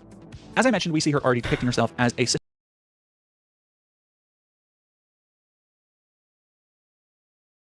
Oh, I don't know if that... Well, I don't know why my fucking... There we go. Qui te'n far donatet $2 truc superchat. There's a limited amount of gender stop ubjing. Oh, thank you very much for the $2 kitten fart, everybody. What is? Mom said it's my turn with the gender, you guys, so sorry. Cis woman, not a trans woman. She's concocted this bizarre framework where gay men resent women as competition for penis, and then proceeds to say drag is a offensive cartoon that gay men. She never heard of fruit flies before. Come on. Obviously, straight women and gay men get along just fine. Okay, fruit flies, that's what the kids call them these days. That's the TOS friendly version, okay? Straight women love gay men. What are you talking about right now? What are you talking about right now? The straight women love gays, okay? Men think feminine truth is. That despite her actually making literal cartoon representations of how she saw femininity. Even in the previously mentioned 2006 Fiction Mania post where she recounts her first 6 months of transition, she essentializes femininity to what she saw as feminine traits she had pre-transition, like making food for an ungrateful partner, or defining profanity in speech as a masculine trait. True. Saying fuck is very male-coded, I agree. I don't know, being really aggressive in conversations is definitely a masculine trait. Let's just see. I'm sure you're wondering the same thing, and it's an extremely complicated question. Generally speaking, girls are nicer and much more cooperative. Wrong. Teenage girls are evil, dude. Like, guys are just get in a fight and you squash it. Guys are easy. Girls are like vindictive little backstabbing rats, okay? That's what growing up, that's what female socialization is, okay? You talk shit behind somebody's back, okay? And you ruin their social life from behind closed doors, okay? First of all, the only time that women are truly quote-unquote cooperative with each other is in the bathroom at the club, okay? That girl washing her hands next to you, little do you know she's about to be your maid of honor, okay? That's, yeah, okay? I find myself obsessed with the importance of always being nice to people, even people I disrespect. That's crazy because all the group chats that have ever gotten leaked of like her conversations, she is like an evil bitch behind the scenes, which is interesting. Part of female communication is coming to consensus rather than being dominant. Again, curious considering every single fucking conversation we've like, I think that she confuses a lot agreeableness with consensus because those aren't the same. Being agreeable and polite and like nodding your head along when people are talking is not the same thing as consensus. Consensus is coming to like an understanding collectively and collaboratively, not just being like, oh yeah, true. To that's totally different things.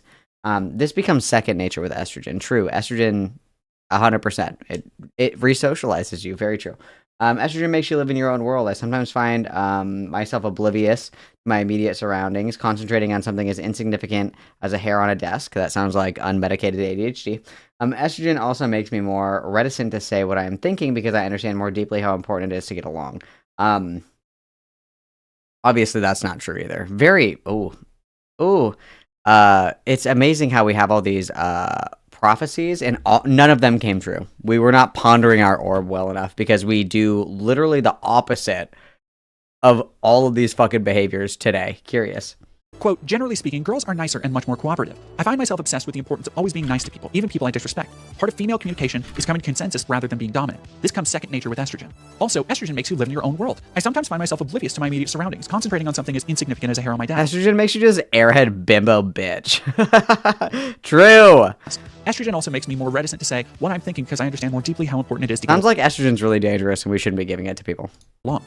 And later in that same Fiction Mania post, quote, and although I might dismiss it, being a girl is a lot of fun. Makeup, nails, fashion, and exercise were all things I took to easily. It's fun to wear skirts and have long hair, but it's also important to remember that's not what being a woman is about. It's also about the standards you hold yourself to. It's about your capacity to be weak when it would be easier to be strong. This is what people do when they have to rationalize their experience and justify themselves to other people. This is what insecure bitches do, okay? Because as Hobson once said, a real blank doesn't brag about being real because he knows it, right? If you believe all this to be true about yourself, you don't have to seek that external justification, okay? People that talk like this are the most insecure little rat-faced bitches on the face of the planet, okay? You don't have to be like, oh, well, I'm the true one. Let me justify that. It's just so... It's so, dude, brother, it's so cringe. It's so fucking cringe. No.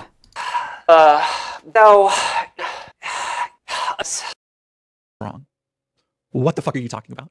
Good What question. the fuck, Brianna? Remember the MLK art And what I said, how she doesn't understand intersectionality and political organizations and movements, this is a lot like that in a lot of ways. Throughout her life, Brianna has seemed terminally unable to consider the struggles of others if they happen to coincide with her own. Instead of understanding political movements and structures as overlapping Venn diagrams of who is affected by what in different ways, she just seemingly wants her own little well-defined circle to claim as her own, regardless of if it pushes anybody else out. This is something she currently loves to do with non-binary folks and basically anyone she doesn't see as really trans. Again, this is a lot. We got a long ways to go. So it's safe to say, as far back as even the mid-aughts, Brianna was regarded as odd, abrasive, and even weird to and about other trans and queer people.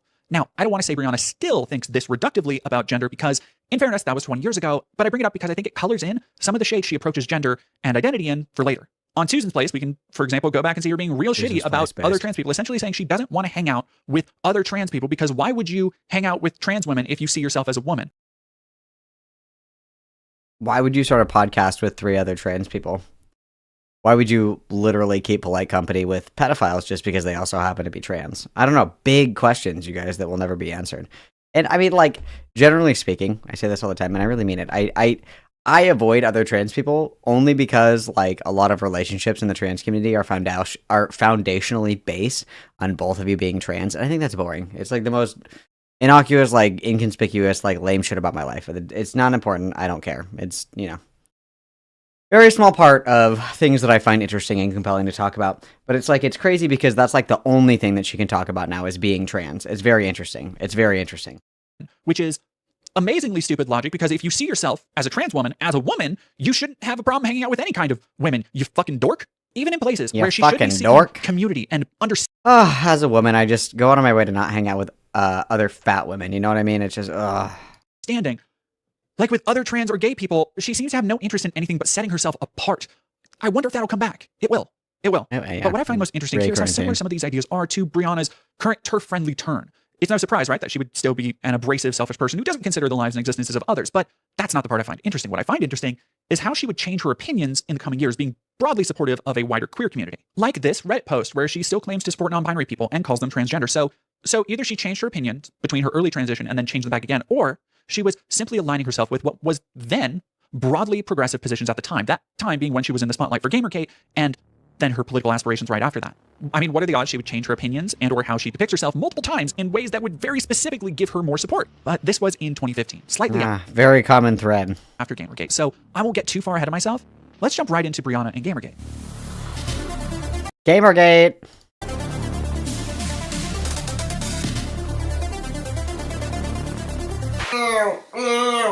Oh, hey there, Kickstarters. I'm 4-time Hugo Award winner, Frank Wu. For the last 3 years, we've been working on the video game Revolution 60, and here to tell you more is anime legend Amanda Winley. Very cool. What's the exfiltration plan? If we're quiet, I think we can sneak past them. With Revolution 60, the story is yours to tell. In 2007, Brianna met Frank Wu, who would marry her. In 2009, she'd claimed she had a grad degree she didn't have. In 2010, her fairly wealthy husband would then fund Brianna's endeavor in gaming, releasing a game in 2014 called Revolution 60. So, let's talk about Revolution 60. Brianna's sole gaming credit might feel familiar if you remember the art I showed off earlier in the video, and that's because several of the characters are straight up recycled from Election Eve and her other art, Holiday and Minuet being chief among them. Now, that one's probably Brianna. This one's probably her. This is her self-insert. I'm calling it now. Apparently, if you can believe such a thing, Brianna wasn't very fun to work with, as noted by this former employee of Brianna's studio, Giant Space Cat, ending the thread with the observation that Frank was the only one seen at the game's convention booth because Brianna was too busy with interviews. She's also been called out on social media before by other workers, and when I reached out to former development teammates to see if they had anything to say, no one responded except for one who simply said, "I don't talk about Brianna anymore, good luck." Now, Revolution 60 was a iOS release in 2014 with a Steam release slated that was delayed by 2 years to September 2016. These delays would result in some Kickstarter and Patreon backers being unsatisfied when the game did release and was still basically the same. Graphic design is my passion. And not very good, at least judging by the users. What is this outfit? Why does this slutty outfit have like thigh pads? Is this for like riding motorcycles or something? Like why the vagina guards here? Why do we got the pussy pads on, bro? I don't understand. Vagina logger or vagina understander has logged on. What are we doing with the pussy pads, guys? And why does this bitch having a bump it? What's going on? Scores on Steam. It's harder to go by the game's few professional reviews because there's evidence that either Brianna or her husband Frank Wu had close personal relationships and friendships with several journalists who reviewed the game. Now, regardless of any possible positive reviews, the game's overall reception would be middling at best, and most of the user reviews skewed negative on both iOS and the Steam release. Because Brianna was a target of Gamergate, it's hard to say how much of the game's criticism is legitimate, or just angry trolling, but by and large, it seems like I think it's pretty legitimate. Early reviews of the game on iOS praise the game's ambition, but overall range from middling to negative, a sentiment shared by Steam reviews citing Oh, it's their pussy protection for the motorcycle. Got it. game-breaking bugs and technical issues. If there's one thing this game is remembered for, it's probably the art style, which is a 3D adaptation of Wu's comics years earlier in that it is almost entirely a cast of spindly doll-like women. Notably, several character designs, like the one featured in this poster, would be... This is horrifying. This is like Tim Burton if you accidentally took a fuck ton of mushrooms before watching Nightmare Before Christmas. This is... I don't like the energy that we've created in the studio today. Eventually changed, and in interviews, Brianna would cite feedback from other women specifically for shifting her character design ethos, which may explain the changes. Again, it sure seems like Brianna's definition of strong femininity is like fetish gear. These are... So on the left is a character from Soul Calibur 5. Yep. On the right is your character from Revolution 60. Absolutely. And you know, to the superficial observer, these might look... And this bitch has the Mike Tyson face tattoo, bro. The Mike Tyson face tattoo. What's going on right now? The same. They might. I think it's all about intent. I created these character models myself, and at least I did the design. But so the difference is like Vanessa and Holiday both have very skin-tight outfits. But the difference to me is when I played Piano 3, I saw someone I could imagine myself as. Yeah, she's cool. She's badass. She's prolific. Yeah, she's awesome. Yeah. And the difference is all about empowerment and intent. Within a few weeks of release, Revolution 60 didn't... Empowerment is when pussy guards. True. ...reach further than the top 1,000 downloads for iPhone, despite being a free download that included the demo and a purchase that unlocked the rest of the full game. Now again, this video isn't about examining Brianna's creative work and tearing it apart. Aside from examining commonalities between this and her early work that support conclusions like the fabrication of Lauren Malovey, I don't really care to examine much in Revolution 60. It seems like a garish, uncoordinated genre blend that lines up with all of Brianna's previous work, blending her distinct influences in a way that never feels original or unique. But I do think it is telling that despite spending... Diva down. Did you guys see that? Diva down. ...distinct influences in a way that never feels original or... Oh, Diva down. Is she okay? Why are her tits, like, out and mangled? Why do we have mangled animated titties on our stream right now? Why? And why do they all have, like, Mike Tyson-ass fucking tattoos? Ugh. But I do think it is telling that despite spending more than 4 years developing the game and several hundred thousands of estimated dollars, primarily funded by her husband Frank Wu, Revolution 60 was the end result. While Giant Space Cat as a studio did ship a product, the sheer Damn, imagine loading somebody $200,000 and they do this shit. Amount of time and money expended echoed Brianna's first startup at 19 that wasted similarly exorbitant funds on her creative endeavors. Add to this little things in the game's design that just make me scratch my head, like all the female characters using the same character model, like all the characters apparently having 10,000 polys, which would be hysterically unoptimized for iOS at the time, and probably contributed to the numerous technical issues. Much of the soundtrack are royalty-free songs, tons of the assets are apparently just from Unreal Asset Packs, and more. Again, most of this was found years ago by Internet Sleuth, so thank them for their work so I don't have to play this thing. Okay, but so what? She put out a game, maybe she wasn't a very good boss, and pissed off Kickstarter backers. Well, it's because like everything else Brianna done. Imagine putting a second mortgage on your house just to get sued by brats. AGP brats coming to an iOS store near you. No matter how unsuccessful, her time as a game developer didn't dissuade her from seeking a spotlight, using what she would sell as her expertise in the industry to spark conversations about being a woman in said industry.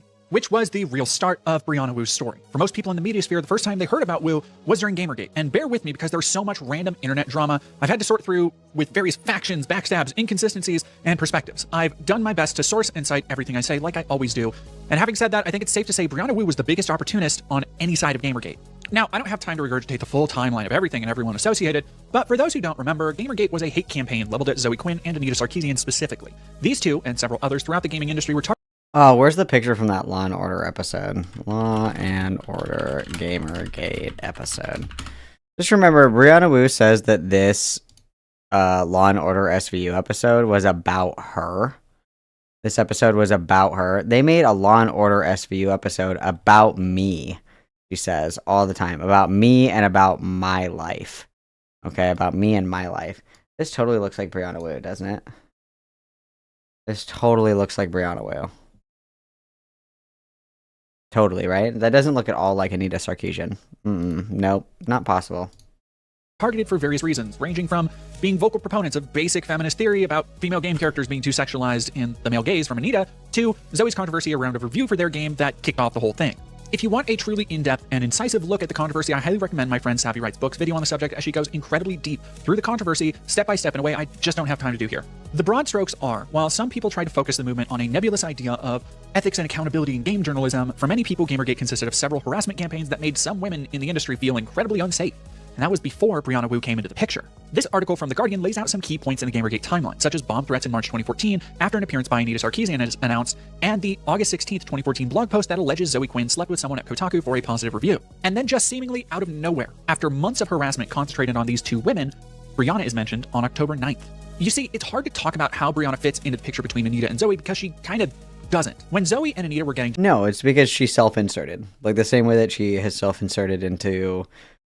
pretty much any community she ever finds herself in. It's a self-insert. Death threats and harassment. Brianna wasn't a well-known industry personality by any stretch. Despite what she'd say later about being one of the foremost women in tech, nobody really knew who she was. She was working on an indie phone game with very few eyes on it that didn't look very good, sporting Brianna's trademark lack of style and failing to generate any wider interest upon release.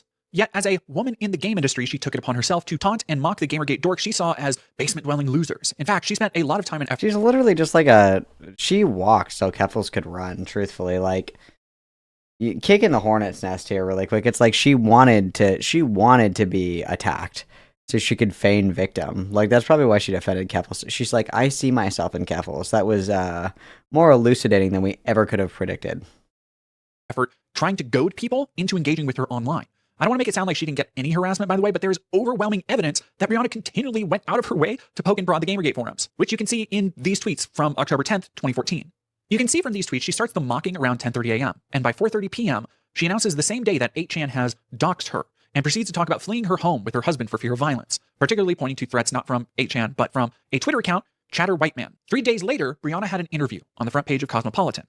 Soon enough, the list of her interviews would encompass the Boston Globe, Verge, Polygon, Huffington Post, VentureBeat, Daily Mail, BuzzFeed, Six Axis, and like a dozen others, all focused on the narrative that this Gamergate harassment campaign had driven a game developer from her home. Now, this is anecdotal, but I spent hours Googling, gathering, and searching for interviews done by Anita, Brianna, and Zoe during this time. When it was active in 2014 and the year or so following, with rare exceptions like an appearance on a talk show from Anita, almost all of Quinn and Sarkeesian's interviews came years after the harassment campaigns that were... Exactly. They weren't actively involved. They didn't want the smoke, which is, you know, for a good reason, because they legitimately got fucked with really hard. Like, yeah, dude, that actually makes complete fucking sense. That if you don't want the smoke, you're not going to kick the hornet's nest, right? Like, you're going to try and lay low. You want to, like, move on from this. This was a really terrible part in your life. It's been, like, a career-defining thing in a bad way. Why would you keep bringing it up? Why would you keep drawing attention to it? Why would you keep stoking the flames? That's, like, what normal people do that actually don't like the attention that they're getting. They try to, like, stay away from it. And they try to, like, quell the flames, right? They don't stoke it. Brianna definitely did, because she wanted those sweet oppression points. Threatening them and their families' lives.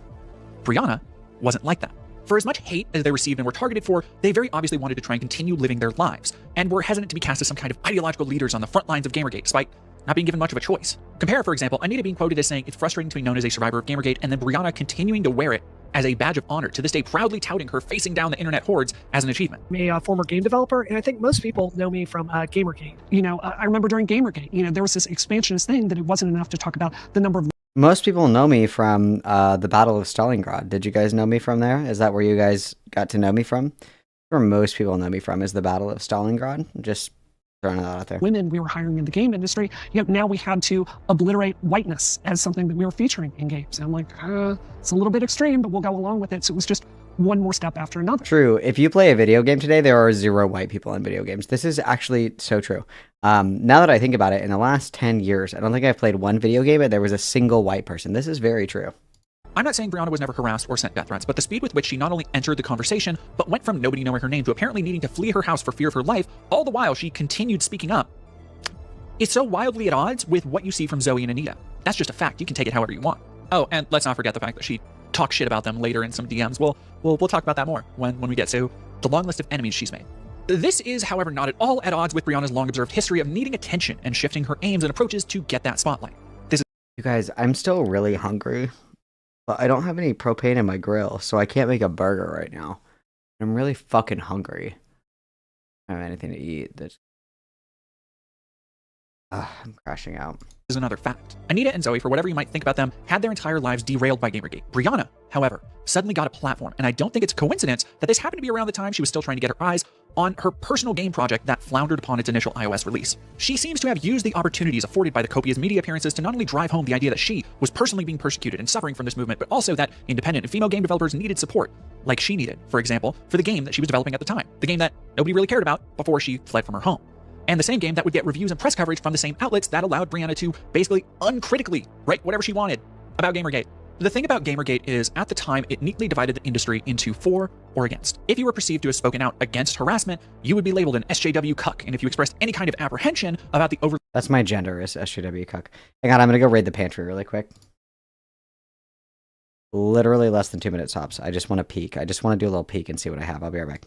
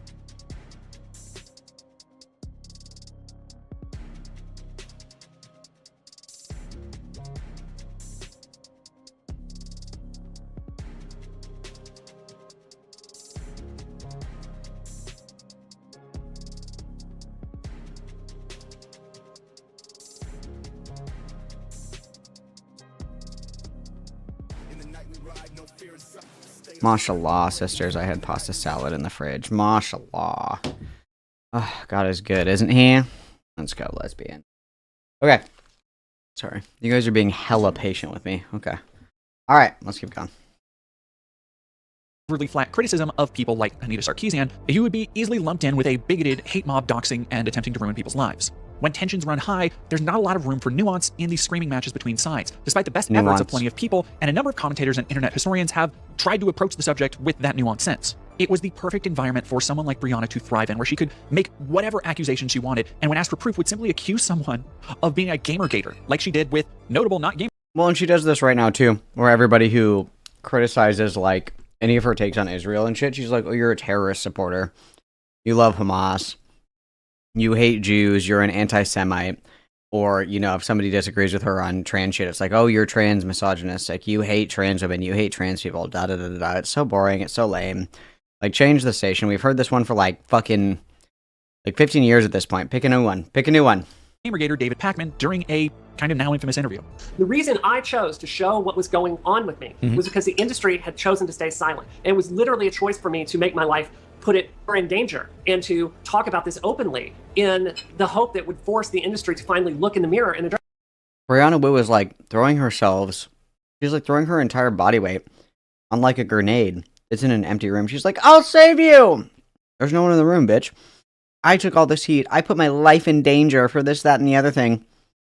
No, you didn't even have to. You just wanted to be victimized. Address some of these things. Well, let's unpack that, because that's interesting to me. When you talk about the industry has remained silent, Can you be a little more specific in the sense that in spending quite a bit of time researching and preparing for this interview, it seemed without question that some of the threats you received through Twitter and publicized were reported ostensibly by those also claiming membership or allegiance to Gamergate. So are we really talking about the movement as the problem, or are we talking about a faction of those identifying with it as the problem? So the question about just this account, BROLOLZ, that's you, right? Is that a sock puppet account? Did you try to hide the fact that was you? What's the story with that? Answer is yes. Oh my God, this is the most ridiculous thing on the entire planet. I'm very happy to address this. So a tactic that Gamergate has done quite a bit with Not Your Shield is they've created fake accounts from, like, say, a black feminist woman, and they put it out there, and they try to portray themselves this way. I created an account that's... This is literally OG Keffels. Keffels literally did this. Like, I'm convinced that Keffels and Brianna Wu are the same person at this point. Like, Keffels also did the gay op shit with, like, black non-binary people or whatever the fuck. They're literally the same person, you guys. This is crazy. Similar to, there have been other parody accounts, and the idea was this was a frat bro that was very for feminism. And it is just a silly joke. In fact, to make it very clear that it wasn't a sock puppet, because I was worried about people thinking I was doing that, I announced it on my Twitter. I just completely said it on the account. It is nothing more than a joke. And so it's a satirical account. You never meant it. It's a satirical account. If you don't understand it's a joke, it's because Gamergate doesn't understand the examples involved. I have to tell you, I feel like this is kind of a hit piece that you're doing on me right now, to be honest. Let's talk about that. Hold on a second. Well, in a moment. I want to answer your question first. I feel like you're really putting me on trial here. No, by no means. By no means. I think that's an unfair allegation. Okay. To answer your question, he had some questions that were sent to me. I think it was about 20 to 30 of them. Some of them were ridiculously leading, just ridiculously leading. And I said to him, I think you're going to need to phrase these more neutrally, or I'm not going to be able to answer them. I also sent them to a friend of mine, Glenn Fleischman, who is a very famous journalist. Very famous, very cool, very important. And he actually just... Very incredible, show-stopping, brilliant, talented, incredible, right? Fucking little tattletale rat! Oh, fuck, wrong one. Talented, brilliant, incredible, amazing, show-stopping, spectacular. True, I agree. Laughed at the questions because he didn't find them ethical. That's perfectly fair. Listen, last thing, let's address your allegation that this is a hit piece. The way that I take particular issue with, I have absolutely no horse in this race. When I announced I was going to be interviewing you, I received a deluge of emails saying the fact that I was interviewing you alone and not someone in opposition to you was evidence that I was in the tank for the other side. And of course, I think you would disagree with that. All I'm doing is I spent many hours researching, and I don't want to be accused of not asking you the questions that others believe should absolutely be asked. I've not cut you off. I've presented you with a fair opportunity to answer every single... Also, how is it a hit piece if he has her on for an interview? How is that a hit piece? How is that a fucking hit piece, dude? I don't understand how that's a hit piece. You're right. What Queeman did was a hit piece. What this is a hit piece. Having somebody on to talk to you is not a fucking hit piece. What are you talking about? It sounds like she even got the questions in advance. How the fuck is that a hit piece? Words have meanings. Ugh! Oh my fucking god! Single claim, and I hope to have someone on with an opposing view next week or the week after you, and they will be asked all of the same tough questions that you would want asked. So I take very significant issue with the allegation that this is in any way a hit piece. I have absolutely no preconceived notion of what right and wrong is on this particular issue. I'm open to hearing both sides, and I'm merely doing my job as a journalist. Yeah. Sure. I would say, yeah, that's fine if you're going to monologue. I'm sorry, if I'm going to monologue? Brianna, you're breaking up. I don't know if you... This is terrifying. I need this as a screenshot. This is terrible. This is terrible. Hang on now. Wow. What is a radiated Brianna Wu image from the depths? This was taken in like Davy Jones's locker, dude. What the hell? It's like... This is like my sleep paralysis demon, bro. This is like my sleep paralysis demon. Jesus Christ. Let me put it back here. Everybody enjoy that for a second. Like, what the fuck is this, dude? This is terrifying. Oh, you were criticizing me? I can't hear you. I think the call dropped. That's terrible. Wow. That's crazy. Yeah, I was crazy back then. I'm sorry, if I'm going to monologue? Brianna, you're breaking up. I don't know if you have a good connection. We got cut off. All we heard before you got interrupted was, if I want to monologue. You just told me, you gave me a long monologue about why you don't feel that this was an aggressive hit piece. Why? A long monologue? It was like 3 sentences. She has like no concept of time. Like no concept of how much time has passed. It's very, very weird. Very weird. That's like a symptom of having a stroke, isn't it? Like, that's interesting. What I would say to you is this has been, you've asked me like one question to present my side, and then you've asked me some very, very aggressive questions, questioning my credibility, this and that. And I feel like most of what you've asked here has been very aggressive. I'm happy to answer that. I tried to answer these as aggressively as possible, but I wish we could spend as much time talking about the issues at hand rather than the controversy that Gamergate is trying. Yeah, don't criticize me. Let's talk about policy. Policy. Don't talk about me. Don't talk about my lies. Don't talk about my embellishments. Don't talk about any of that. Talk about the policy. The policy, guys. The policies. The policies, guys. We're not talking about the policy.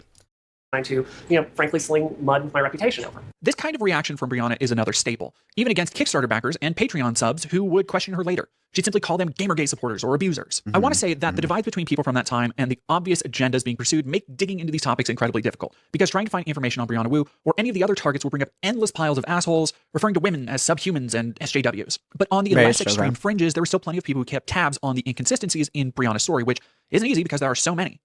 Suffice to say, this video took a lot of digging. Like this Reddit thread where they note that they rarely saw people comment harassment on Brianna's Twitter despite her claiming.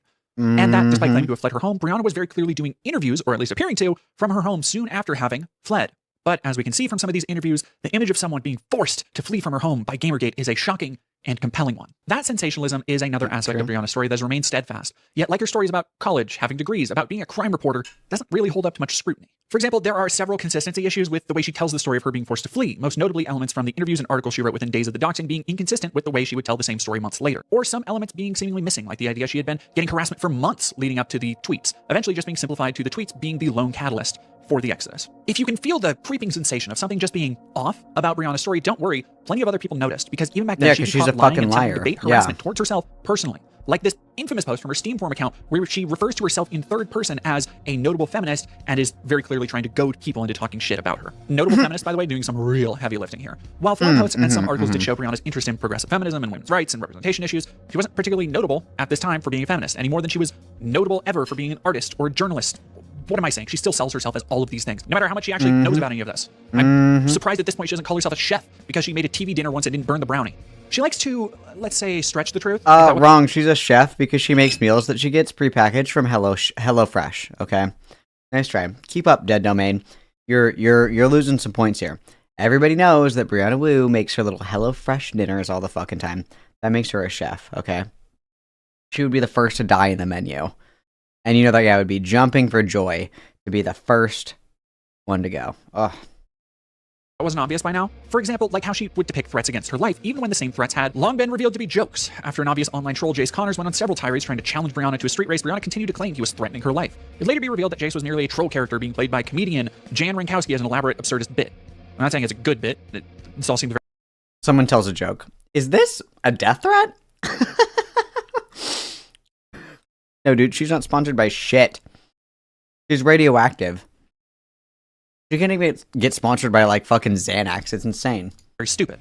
But that doesn't change it being intended as a joke. And more importantly, that Brianna wasn't actually in real danger, and she knew this. Despite this revelation, Brianna would continue to hold up this joke as a legitimate threat on her life, even announcing she had contacted the FBI over it. She also appeared on the Sci-Fi Channel in an interview for the program The Internet Ruined My Life, where she cried over these very same jokers and how they'd been trying to kill her. The episode aired in 2016, well after the hoax had been exposed, by the way. We spent about a week and a half out of our house, and at a certain point, you can't live out of a hotel forever. Interestingly, this segment is actually directly at odds with a 2015 Inc. interview, which states that she spent the better part of a month, not just a week and a half on the run, just one of the many ways her story...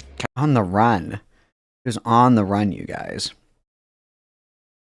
You can't catch me, edgy internet jokes, she says to herself in her head. And it just changes over time when it comes to fleeing her house. This man himself sent me a very specific, terrifying video. This is my car. Another piece of shit has crashed. We claimed he had crashed his car on the way to my house. It is the most terrifying thing I've ever seen. He swears he's going to deliver justice to me in his own hands. It made me feel so helpless. So, being as charitable as I can be, I'm willing to extend Listen, I agree. It's not necessarily a good bit, but I don't think this guy really wanted to street race Brianna to death. I don't think, like, if somebody was like, I want to ninja samurai sword battle you to the death, I'd be like, okay, all right, that's interesting. I don't have a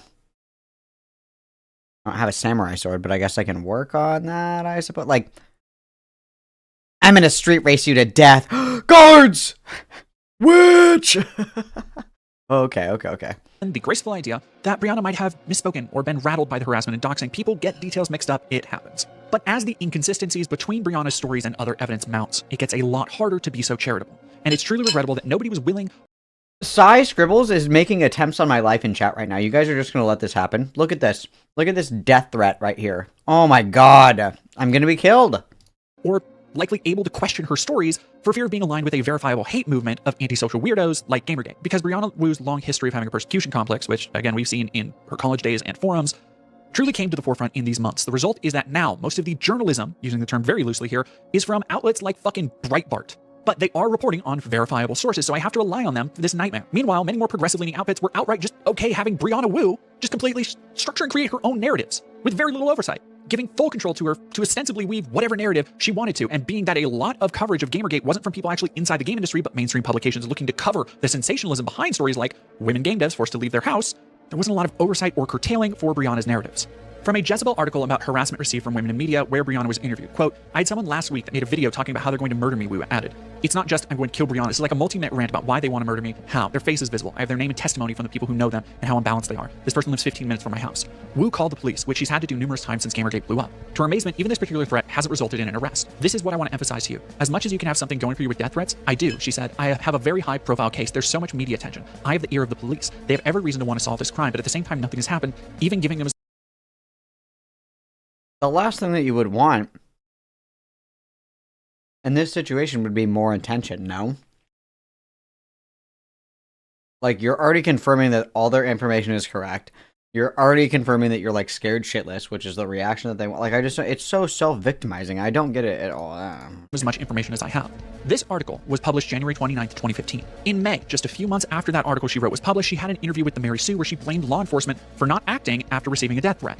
This would lead to the Ohio prosecutor's office coming out and saying that not only had they not received any reports from Wu, but they had all been forced to waste time and resources after the Mary Sue article led a bunch of people to calling and yelling at them to take action for crimes that Brianna Wu had apparently not actually reported to them. Other tidbits. Unless your name is Brianna Wu, please stop calling Franklin County Prosecutor Ron O'Brien. The Boston video game developer has gotten someone in the Columbus Law Office enforcement to hear her case. Since Wednesday, concerned people have been calling and emailing the prosecutor's office in response to an online essay by Wu saying O'Brien had not acted on explicit rape and death threats originating from the 614 area code. Dude, imagine getting, like, bitched out that hard. That's so crazy. That's so funny. From Brianna's Gamergate Odyssey would eventually emerge, including leaked chat logs from Zoe Quinn's Crash Override Network, where several other prominent creators are seen talking about Brianna behind her back in derisive tones, featuring other notable personalities like Peter Coffin and Ian Miles.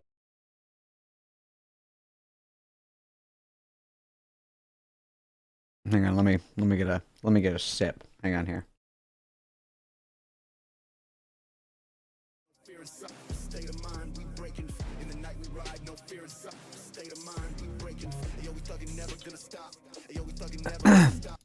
Okay, sorry. Thank you for your patience. Okay. Peter Coffin says, Brianna, I have been out of contact with her for a bit. Remy says, we may be having two conversations simultaneously right now, and that's my fault. Peter Coffin says, actually, everyone lately.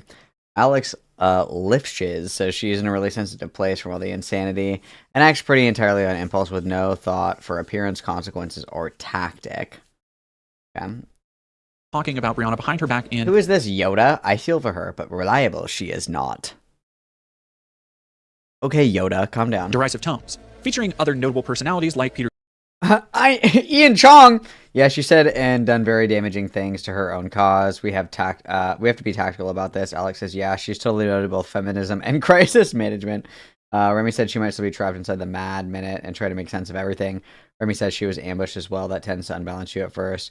Alex says it's really getting to her, and she has started to develop weird expectations of what she is owed and what she's capable of. Peter Coffin and Ian Miles. This is like a Nightmare Blunt rotation. Ian Chong, Peter Coffin, get me the fuck out of When here. we put bigger quotations around the word notable, there's a lot depicting Brianna as a loose cannon who was prone to flying off the handle, and interestingly at the time, inserting herself and taking over conversations about minorities, particularly when it came to transgender people. Because while Brianna was still depicting herself as a cis woman, pretty much the entire world was able to piece together that she was trans, even her allies. One other strange No, she could still be trans. and forgotten piece of Brianna's story is this post on her blog where she claims a former Gamergator sent her an email apologizing for how Brianna was harassed. I am so sorry about the way you have been treated. You're a beautiful, talented, intelligent woman who is worth 1 million of them. This is Lily Orchard asking herself, anonymous ass on Tumblr. Queen, you're so beautiful, strong, stunning, brave, show-stopping, incredible, and brilliant. How do you ever do it? Oh my god, it's like you built Rome in a day. Talented, brilliant, incredible, amazing, show-stopping, spectacular. Very cool, yes. Those people involved in Gamergate, myself included, I'm no longer involved in it. In fact, I may just work against.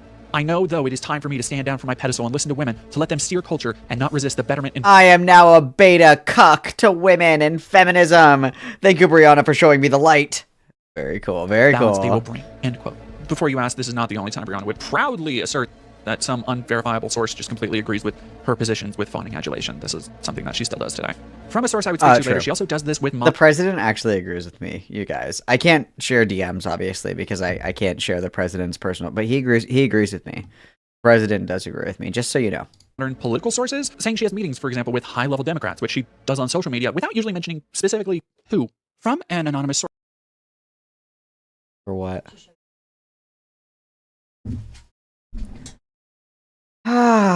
Sorry, kittens. I am being summoned. Not now, kitten whiskers. I'm working. Kidding. Hang on, give me 1 second. My wife has to show me something in her video game. It's really important. Hang on. Everybody behave. I'll be back in like 2 minutes.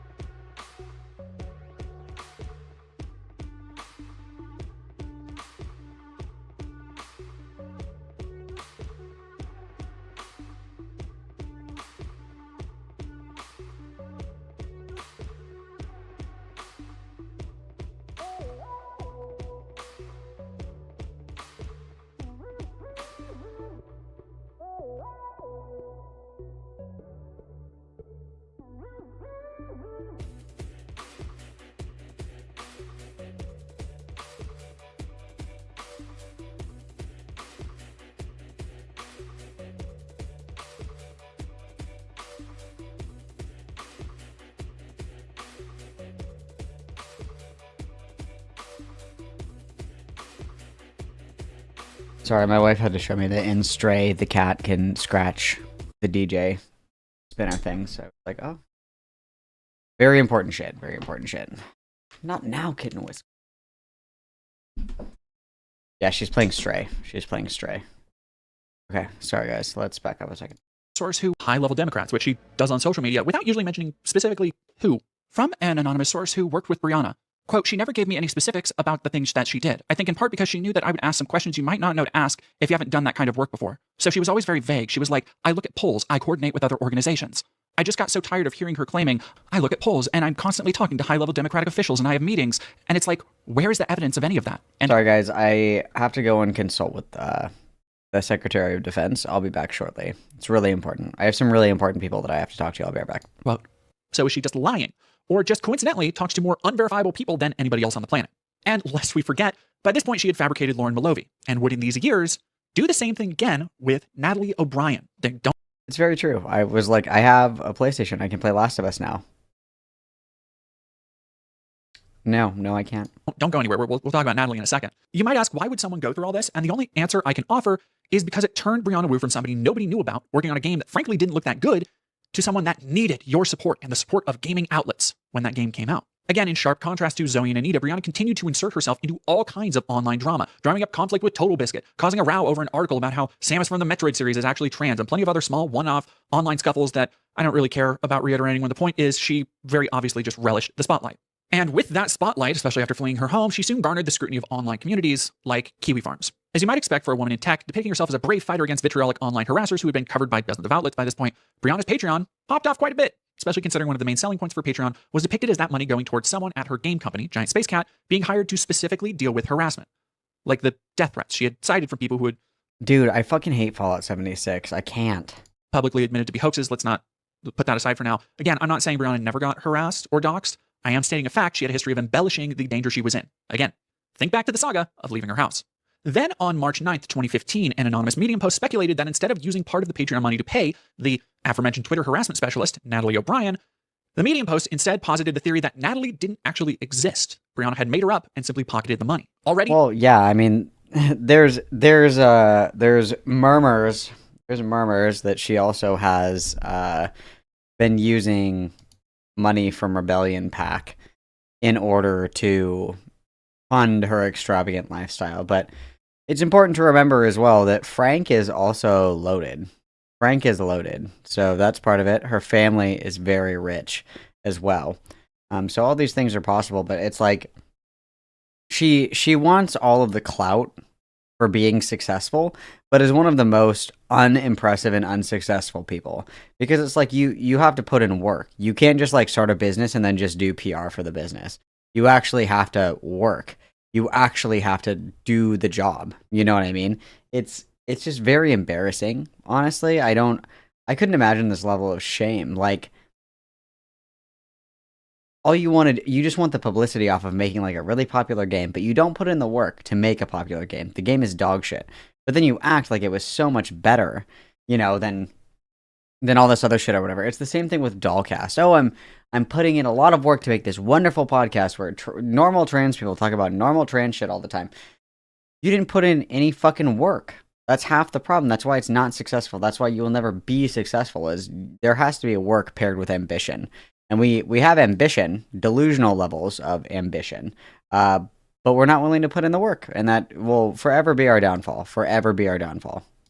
This should sound familiar. Brianna is a liar. We've established that. But we've also established a history of evidence that she's a liar. Of course, she's never come out to admit to making up a girlfriend in college, making up harassing emails, making up entire people. So if at this point you still want to give the benefit of the doubt to say, maybe she did hire Natalie, maybe she didn't make her up, I want you to ask yourself, what are the odds of one person having multiple examples of even maybe making up people to entirely agree with or support them, and having strong evidence that they've done this multiple times? And if you have any remaining doubts as to whether Brianna is a liar or these are just the most coincidental coincidences ever, by the end of the video, I aim to lay all of those doubts to rest.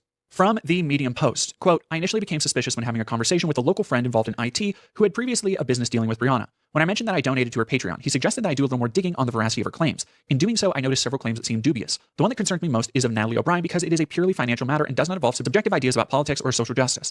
Simply enough, Brianna Wu has likely made over $30,000 over the course of her patron's existence, and there is no evidence that the person she claims to be paying the money to, or any other person filling such a role. I'm telling you guys, walk so Keffels could run. I'm telling you, I'm seeing the connections. The spider web is coming together in my mind. Exists.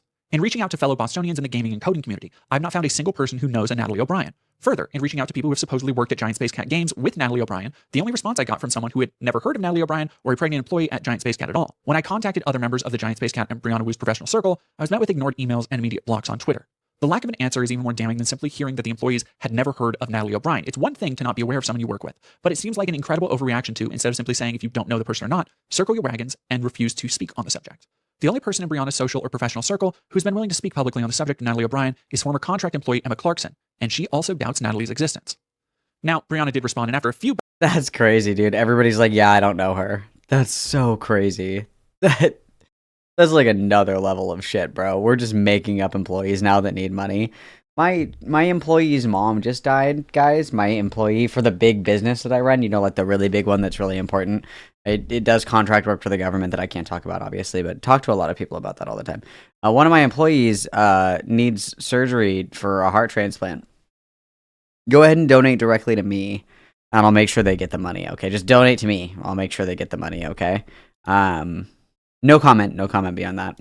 Back and forth comments, she immediately turned to a regular deflection, saying, quote, "Look, I was willing to entertain outside chances you were legit, even though the odds were astronomical this was Gamergate. But give me a break. This is the adult world. I wasn't born yesterday." It's Gamergate. Gamergate. It's Gamergate. The ghost of Gamergate. The ghost of Gamergate passed. Like, develop a personality. Impossible. Or as we said in Mississippi growing up, I didn't fall off the turnip truck. If you're legit, write us. We'll check your name against our records and have a phone call with the person you think doesn't exist, but you're not legit. End of line. Oh, sick. I would totally show you guys pictures of my girlfriend, but I know that you're just fucking with me, so I can't show you pictures of her or let you talk to her on FaceTime. I can't let you do that because I know that you're fucking with me. But if you were legit, I would totally let you FaceTime my girlfriend. She just goes to a different school, though. Tron reference, Bree. That nerd reference. She's really hot, too. She's, like, super hot. Like, you guys, yeah, it's crazy. But you're obviously fucking with me, so I can't do it. Reference is definitely going to age super well, even though it's only said in the movies by two villains. First, in the 1982 Steven Lisberger classic, when the Master Control Program is trying to extort Ed Dillinger, and second in the 2011 follow-up Tron Legacy, when Castor gets blown up by Clue. But, you know... Tron references aside, there's still no real evidence Natalie O'Brien ever worked at Giant Space Cat. Even at the time, she wasn't featured in any of the photos posted of the studio and would have been one of, if not the only employee to not have any social media presence, despite apparently being specifically hired as a social media consultant to, according to Brianna, work full-time to run interference for the harassment and death threats Brianna was attracting. This lack of any representation and most notably no photographic evidence of any kind should ring familiar to Lauren Malovies. So with all this information at your disposal, draw what conclusions you will. Nobody ever talks about Tron 2.0, the first-person shooter made by Monolith, the same people who made Fear and Condemned. I'd never seen Tron. Boo me if you must. Never seen it. Rather talk about Tron 2.0 than Brianna. They had a Game Boy Advance spin-off. Had first-person full 3D sequences where you've got to fly a recognizer and a light tank. You fly a recognizer in first person. Before I move on, I need to talk about Chloe Segal. I want to be clear, I do not want to sensationalize Brianna's relationship to Chloe. But during this period, trans game... but Brianna does. Brianna does. To besmirch the name of the dead, I think is an exceptional evil. I think that's a very unique and vindictive kind of wrong to do so. So this will be interesting. Game developer Chloe Segal had a public falling out with Brianna, claiming that Brianna ruined her life and refused to help her. Chloe sadly ended up taking her life in DMs that would later be leaked. I think Brianna comes across as less than sympathetic in the midst of Chloe breaking down and pleading with her. Again, I want to be very clear here. Let's read these. So, for anybody who doesn't know who Chloe Segal is, Chloe Segal is someone who has been claimed to have taken her own life because of online harassment. Chloe Segal was somebody who was deeply troubled, deeply mentally ill, someone who had a lot of physical and mental disabilities that just was not provided for in the way that she should have been by her community, by her peers, by her family, by the state. And she self-immolated and left a pretty comprehensive note discussing the struggles that she had as somebody who was homeless, that struggled with physical and mental illnesses and disabilities and things like this. And after the fact, she's kind of become fodder for people who want to capitalize on online harassment. Because they say that, you know, a lot of the impact on why Chloe Segal took her own life in such a very, very, very horrific way is a direct result of internet harassment. But her suicide essentially was a form of protest against the system that allowed her to suffer for so long. So I really don't like how she is scapegoated by people, notoriously scapegoated by Keffels in the Drop Kiwi Farms thing. Feel how you want about that. Chloe Segal had a very, very troubled life, very difficult life, a life that was reflective of poor social supports. And I don't think that kind of scapegoating her for your own cause is really appropriate in any context. But let's read these. Because Brianna Wu does say often that she was close with Chloe Segal. So let's see. Brianna ruined her life and refused to help her. Chloe sadly ended up taking her life. So Chloe says, is there a reason why you avoid me? I'm confused as to why we as victims can't have some solidarity. I'm drowning here. I need some help. I'm not trying to push you or frustrate you more, but I'm just a little acknowledgement would really ease my mind. And then Brianna says, Chloe, I'm not avoiding anybody. I'm simply a busy woman. What's going on? And then Chloe said, I found out why I've been being abused. It turns out when Indiegogo and PayPal seized funds I collected, they only refunded people who asked for a refund. They stole the rest. Life in DMs that would later be leaked. I think Brianna. And then Brianna Weir says that sucks, and Chloe Segal says, and people have been coming at me because they think I took it. She says, I'm sorry to hear that. Chloe says, I don't know what to do. I don't have the following to take on either of these opportunistic companies. And again, remember, like as Brianna Weir likes to tout, is that she's this person with significant influence. She has all these connections. She's very famous, of course. This could have been something that she easily helped with, right? Even as somebody with money, this could have been something that she very easily helped with, but chose not to for whatever reason. Comes across as less than sympathetic in the midst of Chloe breaking down and pleading with her. Again, Chloe says, if I try to start a public inquiry into what happened, would you be willing to signal boost? Not a boycott, not a witch hunt, just a hey, what the fuck? IDK, it's the only thing that I can think of. It's something I'm sure even gamer gators would get behind. They want a corruption story. We have one. Brianna says, no. Chloe, the reason that I'm saying this is because I respect you enough to be straight with you. If I didn't respect you enough to give you a bullshit answer, I don't know what happened between you and PayPal. I can't put my professional reputation on the line pursuing a situation I don't know anything about, and frankly, I just have other battles to fight. And this supposedly is her friend. This is supposedly somebody that she had positive things to say about. This is supposedly somebody whose suicide she will use as a hammer to wield in a conversation. And this is probably one of the more disgusting things that she's done because, like, I think that I'm going to be gay for a second. I think that with influence, money, power, any of these things, it's totally fucking useless if you don't use that to lift other people up. I think that if you were somebody who wants to, be out in the political streets, doing this, that, and the other thing, getting influence, getting clout, making money, grinding to the top, all this other shit, you are fucking nothing if you don't bring other people who were there for you up with you. You are fucking human trash, in my opinion. And I would consider this to be fucking human trash behavior. If for whatever reason I found myself in a situation like this, there's not a reason in the world why you wouldn't go out of your way to help a friend who you know is very unwell. A friend who is really going through it, who is also being targeted in the same way that you're being targeted, that has all of these additional needs and supports that aren't being met. I would consider this to be shit, fuck, garbage, human waste of an interaction in a person that would behave this way towards somebody that is their friend. And then after the fact, using their friend's very violent and disturbing suicide as a leg up in these conversations. I think it's gross. I think it's fucking gross. I think it's disgusting. I don't have another word to describe it other than it's fucking vile, truthfully. And I want to be very clear here. I bring this up mostly so that there isn't 1,000 comments. And Chloe says, I do not have long to live. I need to do something. Don't trivialize me. I never trivialize you. Brandon says, I'm not trivializing you. I'm saying if you want a friendship with me, this cannot be the format of it. Chloe said, you just implied that I was childish for looking for pity, and that hurts. Brianna Wu doesn't have friends. Brianna Wu has alliances, and when those alliances no longer suit her, she's gone. Talking about this piece of internet lore and trying to blame it on Brianna. I think at the end of the day, Chloe was a deeply troubled person and didn't get the comfort and support all people should have. Chloe says, you think I'm being dramatic? Brianna Wu says, yes. Chloe says, why don't you take the time to listen to me rather than just hear me? You think it's fun to be abused constantly for 2 years because people think you stole money? ? When going through some really hard shit.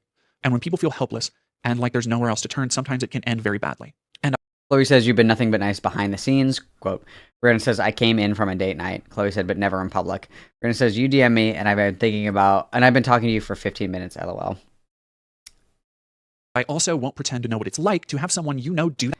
And then Brianna says, you're threatening me again. And Chloe says, yes, because you're going to sit here and trigger me and then act like I'm the problem. You are not fucking better than me, or we are both human fucking beings. Stop treating me like I'm less than you. I know that you're busy, but I figured, hey, you might be empathetic. I'm glad that you were able to keep composure in a high career through the abuse. Do that and then spend the rest of your life wondering if there was more you could have done. I imagine that is what Brianna struggles with, and she doesn't need any other kind of invective to deal with around this particular issue if that's the case. What I can say is that suicide is never the answer, and you always have someone who will go out of their way to... Don't kill yourself, guys. Suicide is cringe. Just wait. You're going to die anyway. But on a serious note, I'm sorry.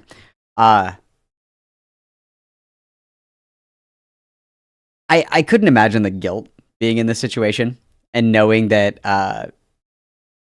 the inevitable outcome of what was Chloe's situation, and not just feeling just like racked with guilt. I couldn't imagine feeling that way. And then to go on and kind of capitalize off of her death and make it a self-insert once again, I think it's disgusting. I think it's very disrespectful, and I hate it. Help you, so don't be afraid to reach out. Nobody is a burden, so don't be afraid to let others help you if you need it. As I've illustrated, there are plenty of points throughout Brianna's story that seem embellished or fabricated, but that doesn't mean she deserves to be blamed for something horrible like this. And I want to go on record, I don't think she should be. There are valid parts of Brianna's story to call attention to. This isn't one of them. And like I said, I bring it up specifically to stop any speculation that might happen in the comments or questions about why I don't explain it later. So with that out of the way, let's get back to some Gamergate-related happenings. Again, as loath as I am to source these dorks, sites like Bounding Into Comics were some of the only people noting Zoe Quinn's displeasure at Brianna's announcement in 2021 that Brianna had begun working on a Gamergate TV series. We're not going to retread the same story told in 1,000 news stories from outlets such as the New York Times and the Washington Post. Our series will focus on a new fictional people with industry reacting to a horrific situation, she added, by explaining how they would be unable to stop the video game industry from being hijacked by a lunatic fringe. I'm imagining that this is... Oh, she wanted to make a TV show.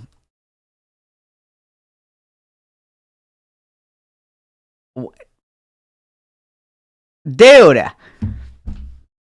I had this horrible traumatic thing fucking happen to me. I can't wait to make a TV show about it. Who do you guys think would play me in the TV show? Hot answers only. And it's like, it wasn't even about you, bro. It wasn't even about you, bro. And I think that this TV series, which thankfully never materialized and sounded awful, consisting entirely of fictional characters, is actually a really good capstone to understand how Brianna fits into Gamergate. Where people like Zoe and Anita try to move on and have been vocal that they don't want to keep being defined by this period in their lives, Brianna continues to find ways to bring her involvement back into the spotlight and even attempts to continue monetizing it as part of her creative endeavors, like the ill-fated TV show. And if you thought Brianna, Zoe, and Anita had some kind of kindred bond, think again, as in these 2022 DMs I've received, Brianna shit-talks her fellow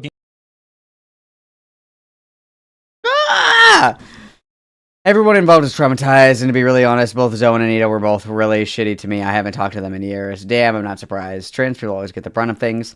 Anita wasn't great about trans people back then, and I think she thought of herself as the main character, and everyone else speaking out about what happened to them is distracting from her pain. Same with Zoe.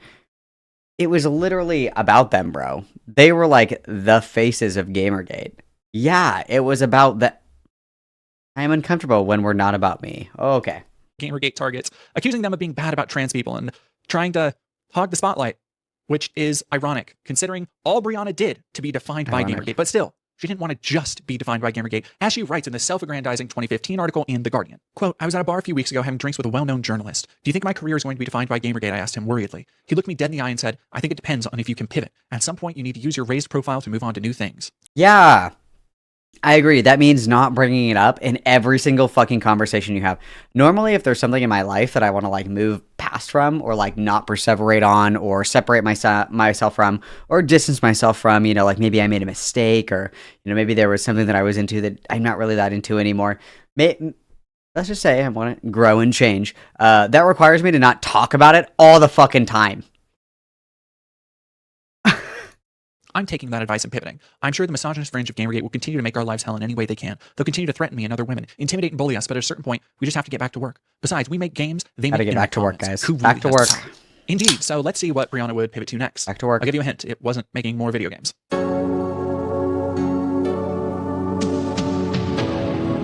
It should be no surprise by now that Brianna's abrasive tendencies would isolate many people who should have been her natural allies. Even in those leaked group chats, we saw people seeing her as a loose cannon. And since Gamergate, she continued on her same trend of pushing away anyone who didn't fall in line, denying accountability and stretching the truth to the breaking point. As a result, when I reached out to people who used to work with her, they didn't have very many good things to say about her. We will get to their testimony. You know what I want? You know what I really want? You guys know that one girl on Twitter? Her name's Basic Channel. She made that short film about trans shit. It's called Envy and Desire. Brianna Wu like bankrolled her for her next like creative project or whatever the fuck. And they worked together for like a month before, you know, it fell apart. And I really want to know why. I don't know Amy very well, Basic Channel, the one that made the film. I don't know her very well, so I'm not going to ask. But I'm really curious why that quote-unquote partnership or business relationship or whatever the fuck fell apart. Same thing with Dollcast. I wonder what all these bitches would say about Brianna now that they've had the displeasure of trying to do a podcast with somebody who can't be asked to edit a video segment for like 3+ months. That's crazy. It's been 3 months since our last Dollcast episode, you guys. That's insane. I need more shitty editing. I need more glazing. I need more, okay? I need more compelling guests like Brad Palumbo. Please, fuck me up. Give me more. More as we continue through Brianna's timeline, but here's a sneak peek. At their request, all interviewees have chosen to remain anonymous. From somebody who... And then remember, Keffels was like, oh my god, it was really important for me to blow the lid off the Brianna Wu conspiracy theory. And then we're not cited in this video at all. Very good choice, Dead Domain. Very good choice. Keffels is radioactive. Good eyes. Good eyes. Eyes on! Eyes on! Good job. Good job. Spent time working with Brianna during Progressive Victory. Quote, I would never work with her again, and I would advise other people not to work with her, because I do think she's the kind of person who will use somebody and then spit them out the second they aren't useful or not willing to bootlick. My impression was she was going for people who at the very least wouldn't question her narratives. I despise the time I spent working with her. I've never despised working with someone else in my career. She was very incompetent. She seemed to lie a lot in a professional capacity. It was bizarre and off-putting, and I didn't like it, and I don't know anyone who worked underneath her or beside her who wound up having a positive experience. End quote. So, with those to look forward to, we still have to get through Brianna's next chapter after Gamergate, running for Congress.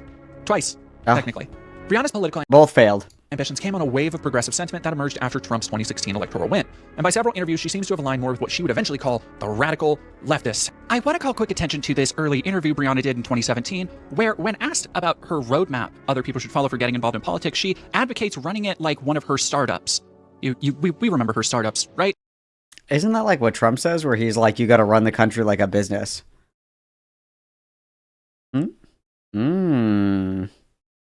It's also very funny that she would mention getting a lawyer to look at FEC rules when her campaign would fail to meet those standards for filing, but that's a little bit later. Again, however, we see Brianna's ever-present overconfidence, much like she took on the game industry with no experience and started an animation startup with no experience.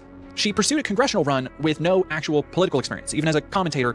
Unless you count a variety of articles with very little oversight, she had managed to get on a variety of websites in the years since 2014. I'd also not be doing my due diligence if I didn't mention her self-designed campaign logo. Like, all of those years in art school and being an artist had to be good for something, right? What the American Horror Story shit is this, bro? Spending the morning working on my campaign bumper stickers. Bumper stickers are like a rectangle. They're like this. What the fuck is that? What the fuck is that? That's a bumper stamp, bro. What the fuck is that? It looks like it's got eyes. Looks like the front of a Jeep. That's what that look. Oh my fucking god. Graphic design is my passion. That... I feel like we could do a better one, you guys. We could do a better one than this. I feel like we could do better than this, can't we? Like... I feel like you could just say... Oh, I have a good one. You could do like a big W like this. Pretend this is good. Like a big W. Do like this. Pretend this is good. Pretend it's good. I'm doing this on MS Paint with like a fucking cursor. Okay, so we have like this. We could just do this. This is super nice. And then do it in like a blue arrow for the Democrats. Oh fuck. Like this. Like do it in like an arrow like this. You know, keep it simple, you know? Pretend this is good. Do it in like an arrow like this. Do it like an arrow like this and then do like... I would say like do like an underline and then like a couple of stars. You know? A few stars like this. And then you could do like 4... Congress. Just pretend this is good.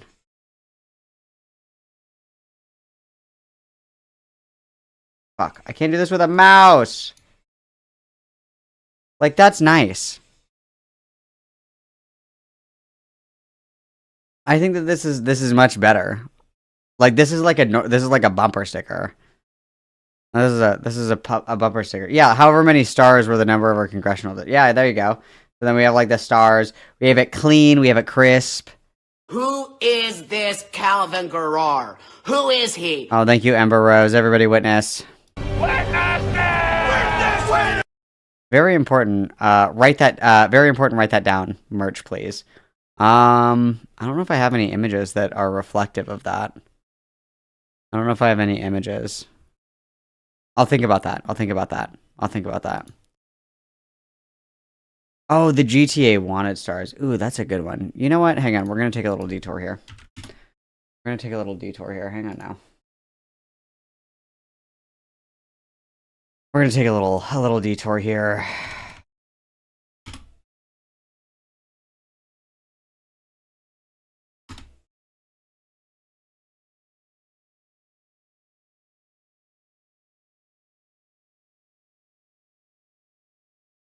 Hang on, if this will ever fucking load. Hang on now.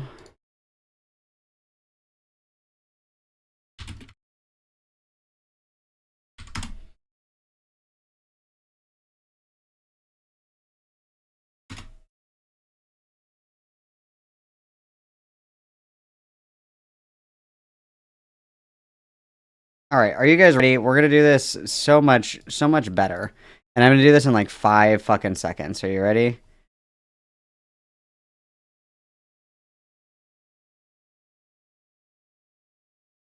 Okay.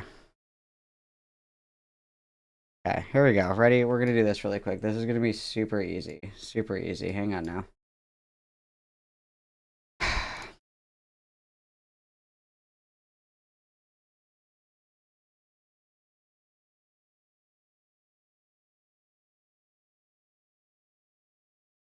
No.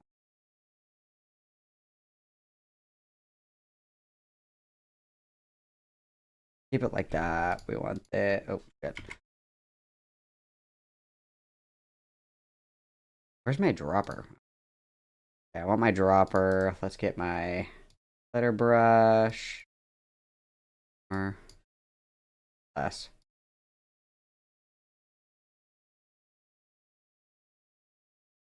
This is gonna be fucking ass, but it's gonna be better than her. Okay. There we go. Beautiful.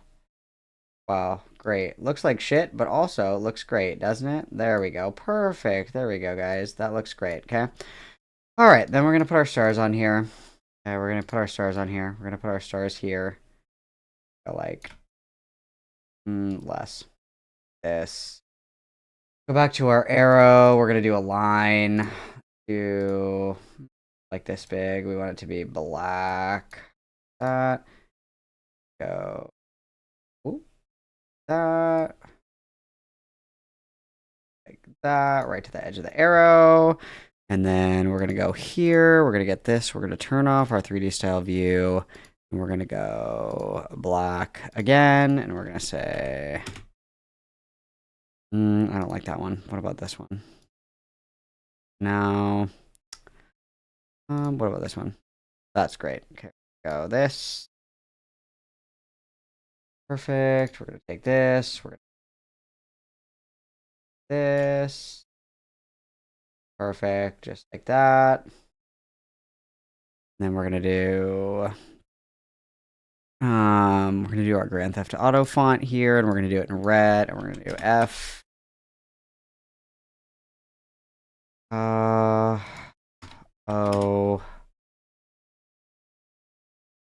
R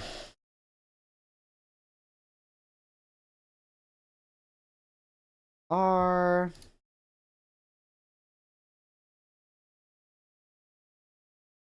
F. Good.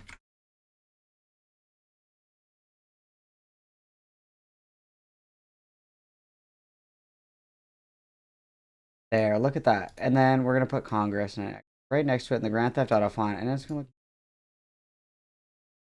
No, the F. And then we'll do Congress, Grand Theft Auto font. There, look at that. Wow. Ooh, wait, I have a good idea. Hang on, back that up. Look at that. We did that in how long? And how long? And how long? Look at that. That looks great. What's better, guys? This? Oh shit. This or this? This or this? We don't necessarily have to do the Grand Theft Auto font. The Grand Theft Auto font is a bit, right? The Grand Theft Auto font is a bit. We could do it in like normal font if we wanted to, but this is like a fine bumper sticker. This or this. And I did that in what, less than 5 minutes? Isn't that sad? Isn't that sad, guys? Isn't that sad? It took me like not even 5 minutes to do that, and it looks better than whatever the fuck this monstrosity is. How embarrassing. How fucking embarrassing. Ah, well, alas. Relatively fresh from her Gamergate spotlight, Brianna got some press coverage for this congressional run, but it wouldn't translate to anything being actually done at the polls. In fact, she didn't make it past the Democratic primaries, meaning she didn't even get enough support to be put on an election ballot. She also forgot to file with the FEC or Federal Election Commission, as these publicly available documents show. And you might ask, well, even if she didn't have a lot of experience and the campaign didn't get very far, maybe she had good ideas. Her now infamous moon rock. I'm thinking of this really quickly.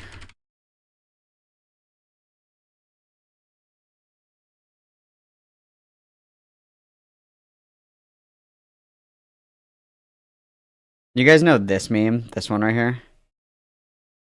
One. I'll do this for my write that down merch, but I have to be Patrick. Like, it has to be like writing shit down. And that can be the write that down merch, okay? Write that down merch, but I need that, okay? Important. Rock's tweet might provide some insight where she pontificates about the tactical value of moon rocks dropped from the moon to Earth. I really, really want to think this is just an incredibly deadpan. Thank you, Space Frog. Also, yeah, this is we're messing around a little bit here. When you start worrying about moon rocks, I feel like you have accidentally done math, I think. And joke. That's not exactly her style and would be odd to make during an attempted campaign. For further proof of her political insights, I'd point you to this campaign appearance she made in Massachusetts. She starts by selling herself as having spent her entire life in software engineering before jumping right into talking about Russia hacking the US and our infrastructure. Again, she wasn't really in software engineering and certainly wasn't for her whole life. I've spent my entire life working in software engineering. If you've been watching the news at all today, you can see that we're having quite a few problems with Russia, information warfare, bot warfare. I thought she went to school for journalism. I thought she went to school for graphic design. I thought she went to school for journalism. I thought now we're doing cyber security. Oh my God. Having our infrastructure hacked. There's even a story last week that came out that was showing how actually Russia had penetrated our power plants here. Penetrated. Russia had penetrated us, you guys. Really important. Here in the United States. She essentially humble brags here about having a Law & Order episode based on her life next, and then brings up that she worked for Hillary Clinton's campaign. Now, please, Dead Domain, show the picture of the character from the Law & Order SVU episode, because that character was not fucking based off of Brianna Wu. This is an aside that we will talk about more once we get to Brianna's current crop of podcast appearances, including her Dollcast podcast. But one thing I've noticed is that when speaking off the cuff, Brianna loves to name drop famous people, even when it has little to no bearing on the conversation. So just put a pin in that. This was one of the first times I've actually seen Brianna speak. Put a bird on it! And it was really a moment where everything snapped into place for me. She talks a bit about how we need to get big, unaccountable, dark money groups out of politics, which will be very funny in a minute. All of the questions at the beginning are... As she worked for Progressive Victory and Rebellion PAC, Progressive Victory is definitionally a dark money PAC because nobody knows where that funding came from. No one knows where that money came from. It was $500,000 to start it. No one knows where that money came from. That is definitionally a dark money PAC. Okay. Are bizarrely given by her husband Frank, where she mentions Floyd Musk, chill. So some of her friends she knew served in the Iraq War. So today is the 15th anniversary of the invasion in Iraq. So 4,000 Americans died. Today is the 15th anniversary of the... Hang on, I need an audio clip. It's very important. Hang on, it's going to be worth it.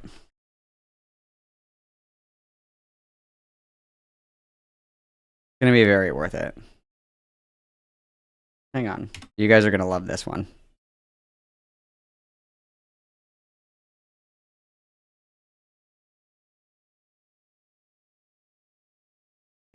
Happy anniversary, happy anniversary, happy anniversary, happy anniversary, happy.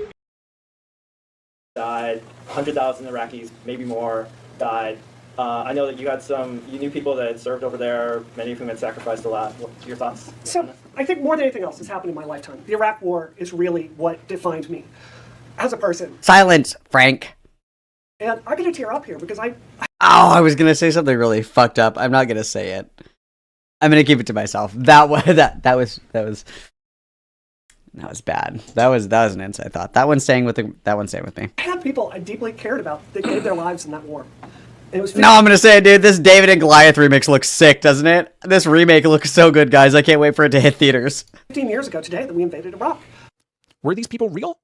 Use your best judgment at this point. I'd honestly like to give Brianna any kind of leeway, especially when she's telling anecdotal stories about people who suffered in the war. Who is this Chris Kyle? The Iraq War defined me. But I can't, especially after literally everything she's done. But I want to talk about Frank. See, essentially she uses him as a surrogate for fielding questions throughout and actually takes one from the crowd towards the end of the video, but it comes off as odd and stilted. Why not just take questions from the crowd the whole time if that's who you're here to engage? Rest in peace, Pope Francis. You would have loved that joke. Answer is probably because for Brianna, that no longer makes it a controlled environment where she can bounce between pre-decided talking points like her Iraq war friends and Gamergate harassment experience. And without those talking points, she's not able to name drop and verify her experience as much to a crowd who doesn't know who she is. And also because when she answers a question off book, somehow Chris Kyle lied less. He only had 5 million confirmed kills. He was only off by a few. It goes something like this. Also, continuing the conversation about the climate change issue. Absolutely. A lot of the conversations around renewable energies, looking for hopefully best available technologies. I've seen nano machines that have the potential to solve some of this. I was actually on a jet the other day and talking to someone about this. I want to tell you, I am in Silicon Valley. This is like deep levels of autism. What are we going to do about global warming? I was actually on a jet the other day thinking about nanotechnologies. A lot. I speak at MIT a lot. I've never seen a solution yet for that, but I do know we've got to really double down and quadruple down on our science to get us there. Trump is slashing the NHS. We need to triple down on science, guys. I think that she majored in science at university. You're slashing scientific funding. So as someone who majored in science, frustrates me that my industry, technology, is often seeking out how to do better shaders for guns in video games or doing things that seem kind of superfluous to me. Citing nanomachines. Congressional run. This was in 2018, and her candidacy, as I mentioned, would go nowhere, despite reportedly raising over $200,000 in funds according to Open Secrets. According to that same website, the funding source seems to be pretty divided between donations and cash funding, not unlikely from Frank Wu. Yet, in 2020, Brianna would run again and receive over $200,000 in donations for Brianna. God, I hate seeing somebody else live my dream. Somebody give me $200,000 3 separate times. 3 separate times. For the fucking Revolution 60, for our first failed congressional run, for our second failed like, fuck me up, dude. Ah, God, I wish that was me. Brianna Wu for Congress, including contributions from both her campaign and from Cenk Uygur of the Young Turks, who is running for Congress as well. I'll talk more about their link in a moment. The thing is, Brianna didn't even make it as far into the primaries as last time, dropping out and... A lot of ruckus happening right now. Can you guys hear the feedback of that music? It's MGMT, so sorry, it's kind of gay. It's not my choice. Citing the ongoing COVID pandemic at the time. In a traditional Brianna fashion, we've come to... How would I feel if someone died going to vote for me? I'm gonna do a puff piece called "How Would I Feel If One of My Mamacitas Starved to Death Buying a Membership for Me." I'm uncomfortable when we're not about me. Oh. Known and loathed by now.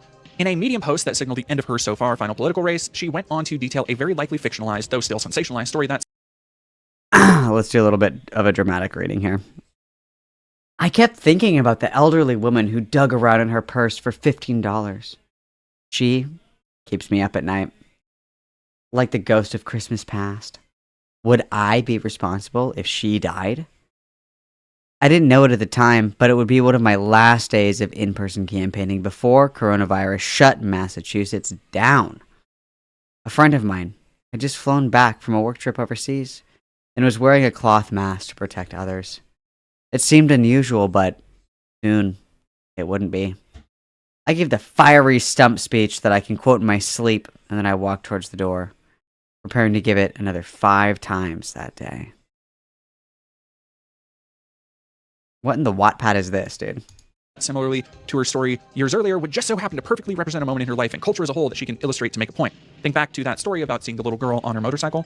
But when you look at the actual expenses of Brianna's candidacy, I can't help but ask the question, then where did almost... And some poor grandma gave her her last $15. This is like a and then everyone clapped story.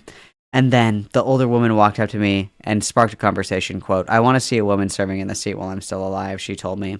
It's true, a woman had never been elected to serve in Massachusetts' 8th congressional district for our entire history. It's never been anything but white men. I can't give much, but I want to give you something, and I can't wait to vote for you. And then she dug around in her purse and donated $15 in cash. Literally, Aunt May gave her $50 and then died of coronavirus, guys. Aunt May died of coronavirus trying to vote for Brianna Wu. And then everyone clapped. Motorcycle. But when you look at the actual expenses of Brianna's candidacy, I can't help but ask the question, then where did almost $300,000 in donations go? Which I wish it went to me. I'm just going to say that. $300,000 in donations. What would I do with $300,000, you guys? I don't even know. What would I even do with that? A hot tub. A hot tub, certainly. I don't even know.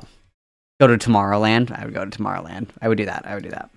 Which might give you even more deja vu to Brianna's other projects and suspicious monetary incidents like the Kickstarter money that went to a non-existent person, and of course her startup at 19, that went nowhere. In fact, when you count up some estimates between the combined campaign costs of about $500,000, $200,000 for the animation studio, and an estimate of more than $400,000 for Revolution 60, Brianna's hit-to-miss ratio is... Yeah, buy a house in like buttfuck nowhere, Oklahoma, for that money.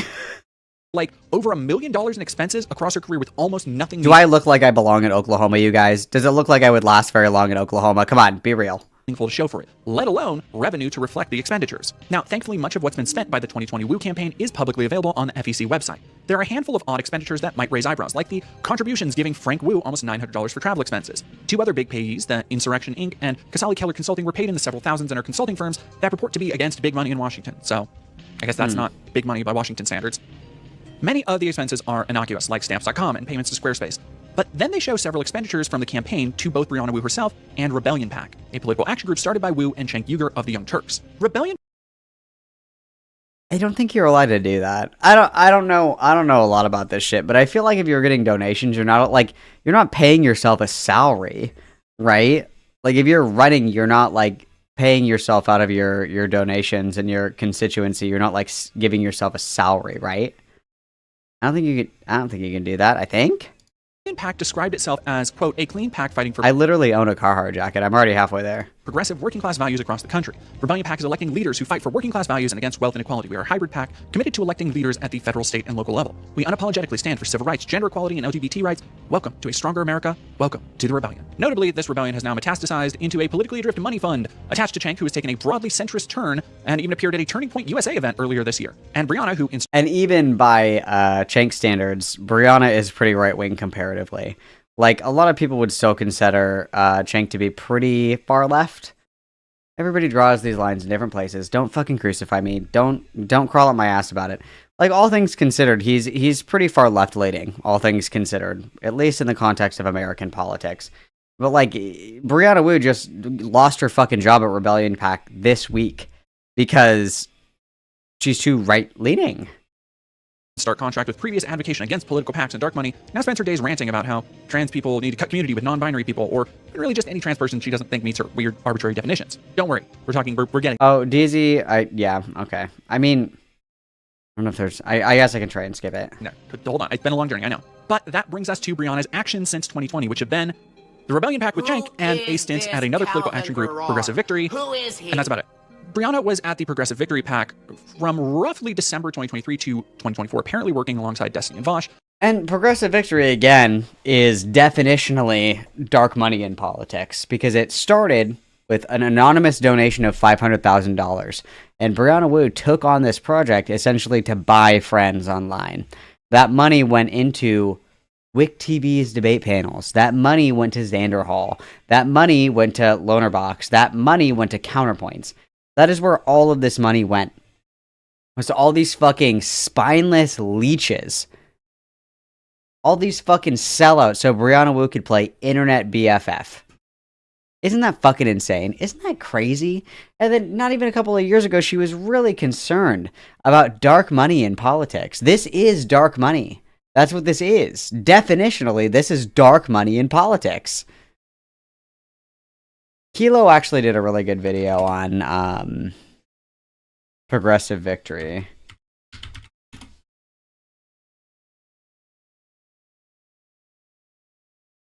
I'm not gonna watch the whole thing on stream because I do have to spend time with my wife this evening. Here's the link if you guys want to watch it. A really good video on Progressive Victory and like where all the fucking money went. Good video. Good video. until she suddenly left. The PAC was simply organized to push Democratic canvassing efforts during the 2024 season from everything I've seen.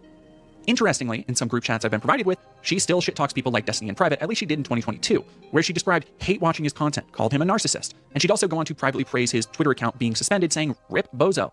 Now, none of this would stop her from collabing with him 2 years later, so much for standards. The official Destiny wiki cites her leaving over a different vision for the PAC. If I had to guess, this is another case of Brianna being hard to work with on group projects, which should feel familiar if you remember the Gamergate era group chat she was mentioned in and the testimony of people who used to work at her game studio. But I don't need to speculate. In fact, I know exactly that's what happened because I spoke to someone else who worked directly with Brianna on Progressive Victory, and they attest to her not only constantly shifting the blame, not putting in her portion of the work, but also being vindictive and unnecessarily rude. From an anonymous source who worked with Brianna at Progressive Victory. Quote, "This is just my experience having worked with her. It was really bad. There was instances where she made other people on the team cry.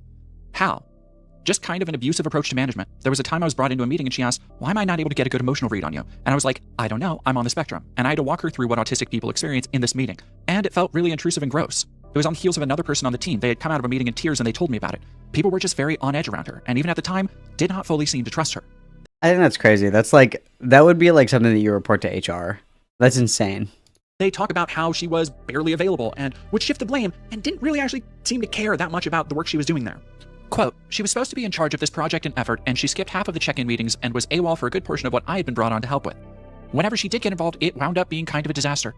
For example, when Progressive Victory would ask why we aren't meeting these goals, it would become my fault even though I was doing what she had been telling me to do, and I assume no additional inputs meant keep doing what you're doing. She always found a way to make something somebody else's fault when it was clearly on her plate and clearly..." Well, and this is true as well. It's not her fault for like anything, right? It's always the crazy trans community. It's always Gamergate. It's always Twitter communists. It's like we're just fighting ghosts all the time. Her screw up.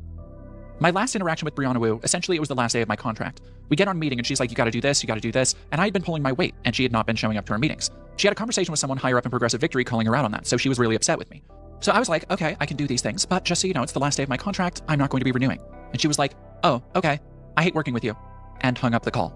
End quote. Now, Brianna hasn't... Hey, it's my last day at work. Good, you fucking suck. Click. Dude, anybody else would be on the street. Like, the fact that you can't get a positive reference, I think speaks volumes. Stopped using her political expertise and her positions on these PACs to continue getting new spots on podcasts or, you know, citing these experiences. Yeah, making internet friends. On her shows like The Dollcast, while continually drifting further to the right, at least in regards to the two primary issues she busies herself with these days, Zionism and trans healthcare. Don't worry, we're going to get to Brianna's cuddling up to turfs and the unknowable bridges she's burnt in pursuit of her latest spotlight, but I want to go back to Rebellion PAC for a second. What does Rebellion PAC actually do? According to the FEC, which Brianna, Cenk, and the rest of the PAC leadership. Apparently, according to another source who's chosen to remain anonymous, Brianna likes to talk a lot about meeting with high-level Democrats, about organizing grand ideas that seem to never materialize, and when asked for her sources, often responds by saying she gets her information from quote-unquote looking at polling. Now, it turns out that's probably from Rebellion PAC's relationship with vendors like Digital Strategy Group, which received over $100,000 from the PAC in 2024. Digital Strategy Group is owned by Eric Coates and Sam Jacobson. Changing my life to Digital Strategy Group. Changing my name legally. Digital Strategy Group is owned by Eric Coates and Sam Jacobson, who also own 1983 Labs LLC, which is a company that specializes in polling. Is this connecting a dot? I don't know. But I think it's interesting when Brianna apparently repeatedly talks so much about how she values and studies polls. Because honestly, I couldn't she just does polls on Twitter.com. Those are the polls she's reading. Tell you what the fuck else Rebellion PAC could possibly be doing. Judging solely by the dead social media pages that haven't posted in 3 years, I think it's safe to say they aren't making a big push, or at least didn't during the election. And I'm not the only one wondering this. This Medium post from Andrew Landra, a DC political... I know this guy. I love this guy. ...consultant, is possibly an insight into Rebellion PAC and Brianna. He starts off by expressing concern for Brianna, depicting her as someone he's long defended and spoken highly of behind closed doors. Then he goes on to detail his questions to Brianna about Rebellion PAC, questioning its dedication to fighting dark money when much of its output was unaccountable, asking Brianna in polite terms to illustrate what the PAC has actually accomplished and what candidates it supported. Andrew notes two of the largest contributors are Zeta Global and Digital Strategy Group, asking what they do and why they donate to Rebellion. Zeta Global is a marketing company, and like we mentioned, Digital Strategy Group is another consulting company. He wanted to get the record straight, and Brianna's response was essentially, not unless I have full editorial control.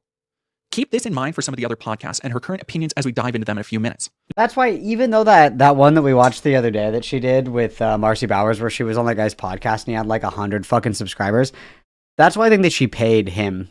Not because, like, you know, this guy had any kind of incentive or whatever the fuck, but like she's able to like either woo people, and her real only angle these days is money. So I feel like when she goes on people's shows and shit like that, she fronts money. And that's why they're like so like keen on glazing her and giving her priority and shit like that. I think that's what's happening. Obviously, I'm speculating. I have no proof of this, no evidence, blah, blah, blah. But I think that she pays people off to get priority spot on their shows and shit, personally. During a conversation with Eli Ehrlich for an entirely different video, she also gave me some insight into Brianna's business style. She actually reached out to me to help with a lawsuit.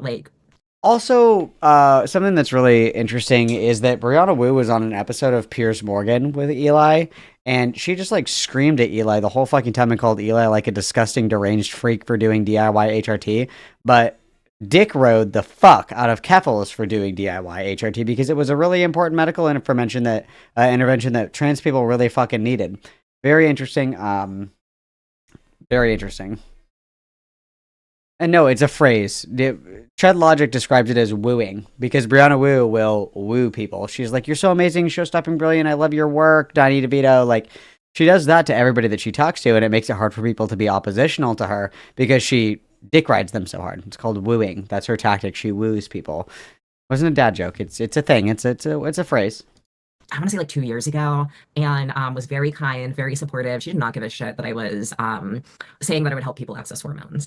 And since then, I think she's picked up that she can get a lot of attention and a lot of money from going on this right-wing grift tour. It's such an intense pivot. It's fascinating. I don't think that she really necessarily believes all of it. But I think that she's scared. She's scared of the current administration, and she thinks that throwing all other trans people under the bus will help her personally. I feel like her politics are evolving by the day as she gets more publicity and attention. It does seem to align with her general style. I mean, she quite famously laundered hundreds of thousands of dollars using her political PAC and has a penchant for attention. I mean, also, this is a multimillionaire. She has no real worries in the world. See, as we see with Andrew Landra and countless times in the past, Brianna doesn't like being called out. It doesn't matter how suspicious something might look. It doesn't matter how many times she's had suspicious things happen near her.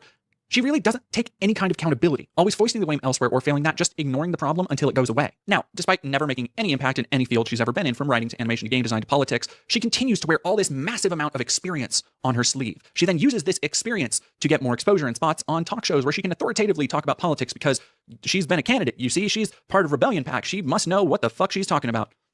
Insert callbacks for moon rocks, nanomachines, etc. From everyone I've spoken to, it seems like Brianna has mostly made it as far as she has by simply faking it until she makes it, relying on the trust of others to not question her or her narratives. From an anonymous source who worked with Brianna, specific details have been withheld to preserve anonymity.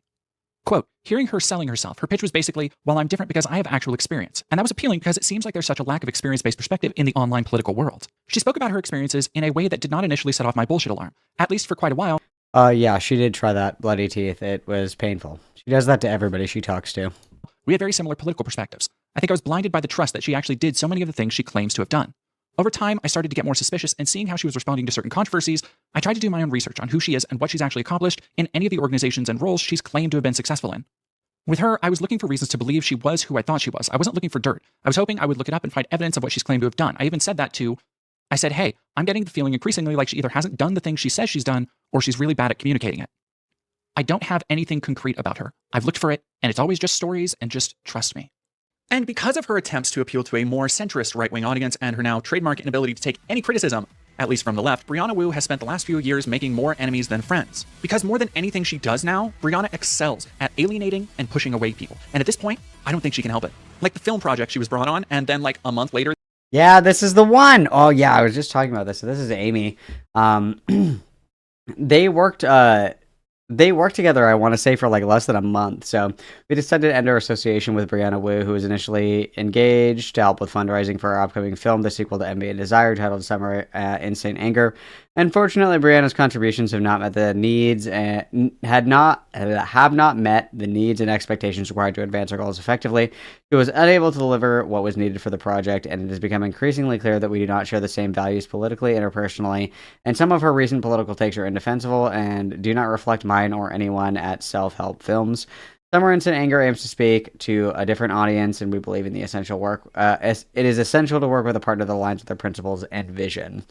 Yeah, so this was around the time that she really started picking up on the Zionism as well, so I wonder if that had anything to do with it. I'm sure it did. They released a public statement distancing themselves from her.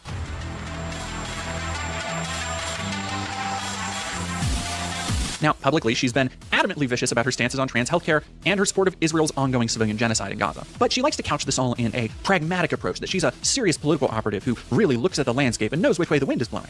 But behind closed... She also thought, unironically, that the biblical story of Moses leading the Jews out of Egypt was real. That was not just like a biblical story, that it was like a real historical event. Fun fact, so.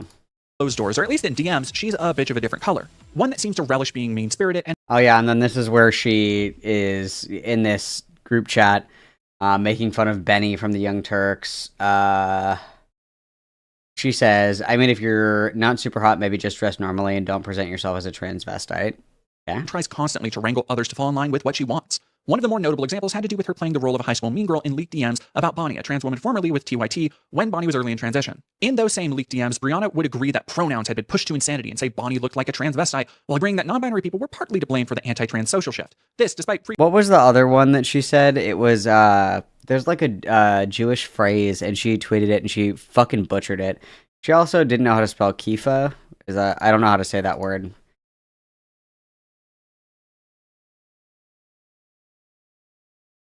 I don't know how to pronounce it, but she didn't know how to spell that either. Very hilarious, very hilarious. Previous stances where she claimed to unequivocally support non-binary people. You see, these texts are just vicious bullying. By the way, there's no excuse for them. These DMs came out in 2023, preceding the more broad right-wing appeal she's been aiming for. But they very publicly showed Brianna to be, at best, someone who advocated for things publicly she didn't. Yeah, I'm not going to be able to pronounce that. And then something that I don't think I told you guys, where the fuck are these DMs? Because she also tried to woo me at one point.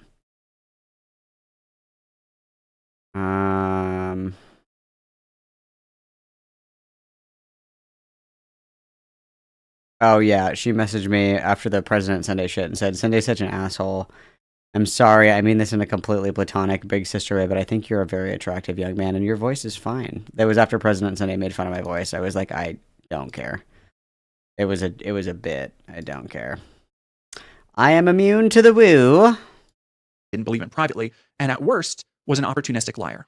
While Brianna would try and save some face by saying the leaked photos were out of context and limply try and take some form of accountability when she's actually backed into a corner, this kind of mean girl gossip is a common occurrence with her. In other DMs, like this leaked signal chat, she calls out other activists like Alejandra Caraballo as toxic, citing everyone Brianna knows who's worked with her. In that same breath, she accuses Aaron Reed of being cut from a toxic cloth and says that a group she's... I don't know, but I also, the other thing that I think is really weird is that, like, why would you appeal to, like, my physical appearance out of every... I don't know. But, like, it's very odd. Like, obviously that shit where I said about President Sunday being transphobic because he said something about my voice, obviously I was kidding. Obviously I was joking. I don't care. Even if he said it seriously about my voice, I don't care.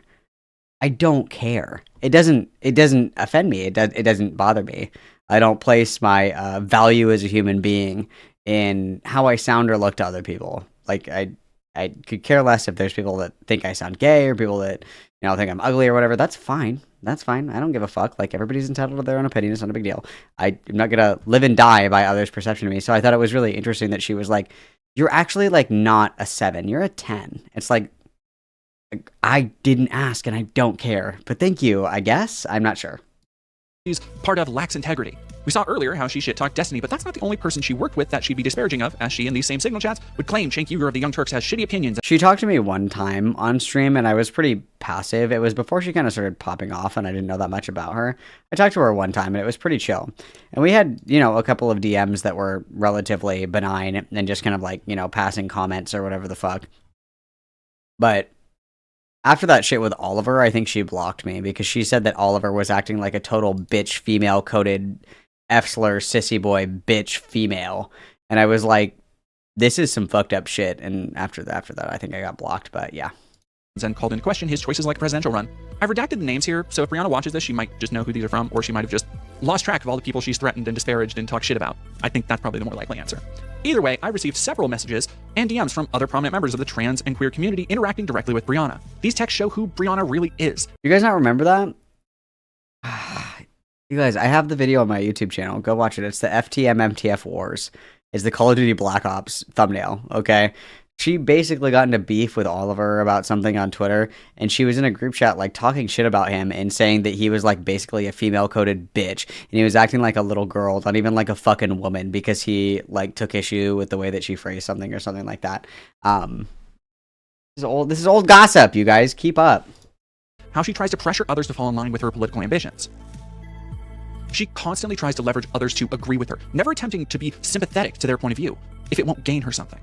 On a personal level, I think these DMs show a genuine lack of empathy on Brianna's part, where she seems so blinded by her my way or the highway attitude, she ignores the experiences and ideas of others consistently. So by Oh, and these were all the messages with Jessie Gender. This was like a big, or maybe this one wasn't, with Jessie Gender. She got to do it with Jessie Gender as well, and basically said that she agrees with all of Jessie Gender's like political goals or operations or whatever fucking gay word that she uses to talk about it, but that because Jessie Gender is really aggressive publicly with her messaging, that she's like fucking destroying trans rights was pretty much the gist of that conversation. Yep, it was the gangsta shit conversation. Exactly. DZ, know what's up. So blinded by her my way or the highway attitude, she ignores the experiences and ideas of others consistently. So by now we have a pretty consistent portrait of Brianna as someone who will bully others, shift blame, and deny most accountability, all the while touting experience and connections she really seems to just not have. It shouldn't surprise you that she is also trying to engage in hiring people to gather information on who she deems her political opponents. And I have the texts This and is so emails to gay. prove it. This From is another so anonymous gay. source in 2023. 5K to 20K is how much campaigns charge for a book, which is basically a dossier. I'm not expecting full-time work for stuff like that. Dude, that's crazy. Brianna attempted to hire someone to compile information on political targets like Jackson Hinkle, offering thousands of dollars for essentially a bounty for people. I can probably find the funding. You're gonna use your fucking PAC money to get dirt on people on Twitter that you don't like? That's insane, dude. She didn't agree with. I do want to note that oppo research, or oppositional research, is a pretty common practice in Washington, D.C. political and lobbyist circles. But the way Brianna claims to go about it here is just so bizarre. I can't imagine anybody normally familiar with oppositional research and how dossiers like that are put together would look at this and be like, yeah, that's a completely normal way to go about business. She even went so far as to consult her lawyer for how to pay for the person she was trying to commission.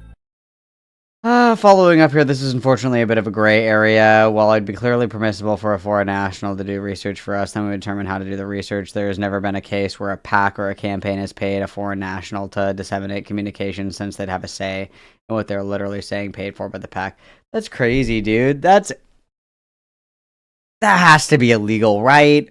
That can't be legal. That's fucking insane, bro. Oh my god. I actually really like this letter from her lawyer, by the way, because it's written in the nicest legalese way. That seems like the lawyer is just trying to say, hey, don't. Now, being the So I'd recommend against this. Because it's written in the nicest legalese way. That seems like the lawyer is just trying to say, hey, don't. Now, being the masterful political operator she is, if you need more evidence that Brianna was behind this, she said this in a Twitter post in November 2023. In other messages, she claims to have already done this in the past, paying quite a sum for dirt on people who aren't named, though she gives an estimate between $5,000 and $20,000 she's previously paid for these dossiers, leading me to think there's... I feel like that's a fucking lie. I feel like she hasn't. She's probably just flexing, dude, to sound cool. There's no shot. There's no shot that she's... No way. You have to say JK. You have to. Been multiple? Now, is this Brianna weaving another strand in her ever-expanding web of bullshit? Yes. I don't know, honestly. If she was willing to go far enough to consult a lawyer on this, I don't see why she wouldn't have paid for this kind of thing in the past. If it was revealed that Brianna didn't tend to use these dossiers for blackmail or extortion, which is honestly the only reason I could see her doing this, it would have been insanely illegal. As not only is blackmail illegal, but Brianna likely would have been using funds from Progressive Victory and or Rebellion PAC. But with Brianna, I have no idea if all of this is bullshit. Like, she could have absolutely just been lying to this person and giving them inflated hopes for something that never would have materialized in the first place. And I can't help but wonder again, why? Brianna is not an elected rep. She's not even running for anything. She has a cushy job where she seems to barely do anything, but also can't stand opposition and loves to target people who disagree with her. Was she doing this for blackmail? Was she trying to extort someone? Why Jackson Hinkle? There are so many other questions that this leads us to, but the ineffable conclusion is Brianna is a snake who seems to see herself as some masterful political manipulator. I want to preface the last few sections of this video with these DMs and accounts of Brianna behind the scenes, because I think along with everything else we've dug through together by now, they paint a cohesive picture of who Brianna is, and even with all the plastic surgery she loves to show off, like Dorian Gray, that illustration is anything but pretty. See, modern Brianna Wu isn't just someone who tries to force others behind the scenes to step in line. Hanging out with Lauren Southern. Jokes she thinks nobody is listening to. Hanging out with Lauren Southern, Barbie Nazi, let's go. I could fix her. She's also taken, as I've mentioned several times now, a broad approach to trans ideology in an attempt to endear herself to more conservative minds. This includes hanging out with noted racist and white supremacist leaner Lauren Southern as the two checked out Brianna's Porsche collection. I need to mention this so you don't forget that Brianna is still fucking incredibly rich, apparently, as she continues to talk about and try to represent the struggles of a community that overwhelmingly isn't. Speaking of being part of a community or lack thereof, Brianna publicly came out as trans in 2014 and collectively. Not in 2014, 2024. Error here. She came out like last year and she was like, oh my God. That's it. I'm coming out, guys. I'm coming out of my cage and I've been doing just fine. And everybody said, we know. Everyone just kind of went, yeah, we know. And along the way, there's been no shortage of fun tweets. Remember the KKK one? Notably, she's also buddied up to Richard Hanania. Now, Richard is your garden variety pseudo-intellectual who likes to use flowery prose to make basic observations about society seem profound. He's like a living version of those Facebook memes with someone's face chained to their phone, except he's also racist. He's written positively in the past about race science and eugenics, but most telling, I feel, about Richard was the time he shared a video of Grand Theft Auto 5 and thought it was maybe a real terrorist attack in Los Angeles. He deleted it, but unfortunately the internet doesn't forget. I've always found the best way to explain what someone believes is to let them say it themselves. To that end, I've listened now to over a dozen hours of Brianna's various appearances on shows like Trigonometry and The Dollcast to bring you her opinions in her own words without the Twitter character count. Now, let's talk about The Dollcast. In 2024, Brianna attempted not to just rebrand herself, but craft a rebranded trans rights movement. Not my words. This is the description of The Dollcast, a podcast featuring 4 trans women. Quote, Dollcast is the trans rights reboot, less extreme, more thoughtful, and willing to have fearless conversations. As of writing this podcast... And their fearless conversations are like, we love hair and makeup and boys and Barbies. Oh. Podcast has been around for about 6 months and has less than 1,000 subscribers on YouTube. It's a wonder why when trans rights are constantly under attack by conservatives, and the only conversations Brianna seems to fearlessly care about is with dickheads like Richard Hanania. But more than her personal quirks, I want to talk about Dollcast because it represents Brianna's modern trans rights takes as well. And by which I mean, it's essentially a group of incredibly sheltered and privileged women talking shit about anyone they don't feel adequately passes. They're purity tests for who really is or isn't transgender. Brianna also has a preoccupation with target. New purity test. Anybody over 5'8" doesn't pass. That's my new rule. That's my new rule right now. Boom! Write that one down. Non-binary people, and particularly trans-masked and trans-masked non-binary people buying into explicit TERF talking points with no pushback from the other hosts. That trans ad that is playing. I live in Massachusetts and it is on the air every 4 seconds. I was walking out the bathroom at the movie theater the other day and this ad comes on the air and it's got like a trans woman with a very deep voice and then it shows Rachel Levine and then it shows a bunch of drag queens. Then it goes into Kamala Harris wants gender affirming surgery for prisoners and then it ends with the tagline like Trump is for us, Kamala is for they them. It's using these caricatures of trans women as drag queens and then using us to scare the public and then linking like a bunch of ideas together, like drag queens, trans women, non-binary people into the soup to basically make people hate us. And it's a really dispiriting thing to see an election about this explosion of very young children that are non-binary. I've got a really good friend of mine. He was telling me with the class. Why do I think gender dysphoria is misdiagnosed in natal females? Have you ever talked to Gen Z girls?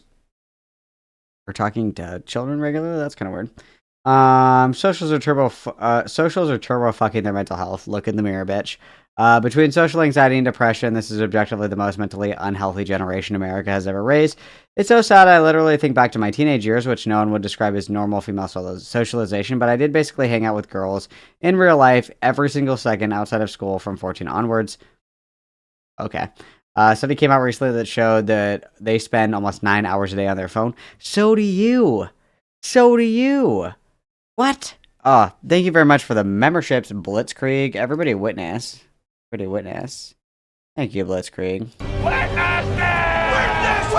Who is this Calvin Garrar? Who is he? Beautiful. Thank you so much, Blitzkrieg. That's very kind of you. I appreciate it. I'm going to keep reading. Who is this Calvin Garrar? Who is he? Otherwise, I will die here. Thank you so much. So kind of you. So kind of you. Who is this Calvin Garrar? Who? Thank you so much. Very kind of you. Thank you, Blitzkrieg. I appreciate it greatly. Mashallah, sister. Okay. It's very easy to imagine when TikTok is promising you easy answers to all that loneliness if you just shoot up testosterone. True. You definitely shoot it up. That's how you do it. True. It would probably seem seductive to anyone, and I think that most women, regardless of what they look like, get exhausted with all the bullshit that comes from societal expectations of being female. I just don't have time. I don't have time.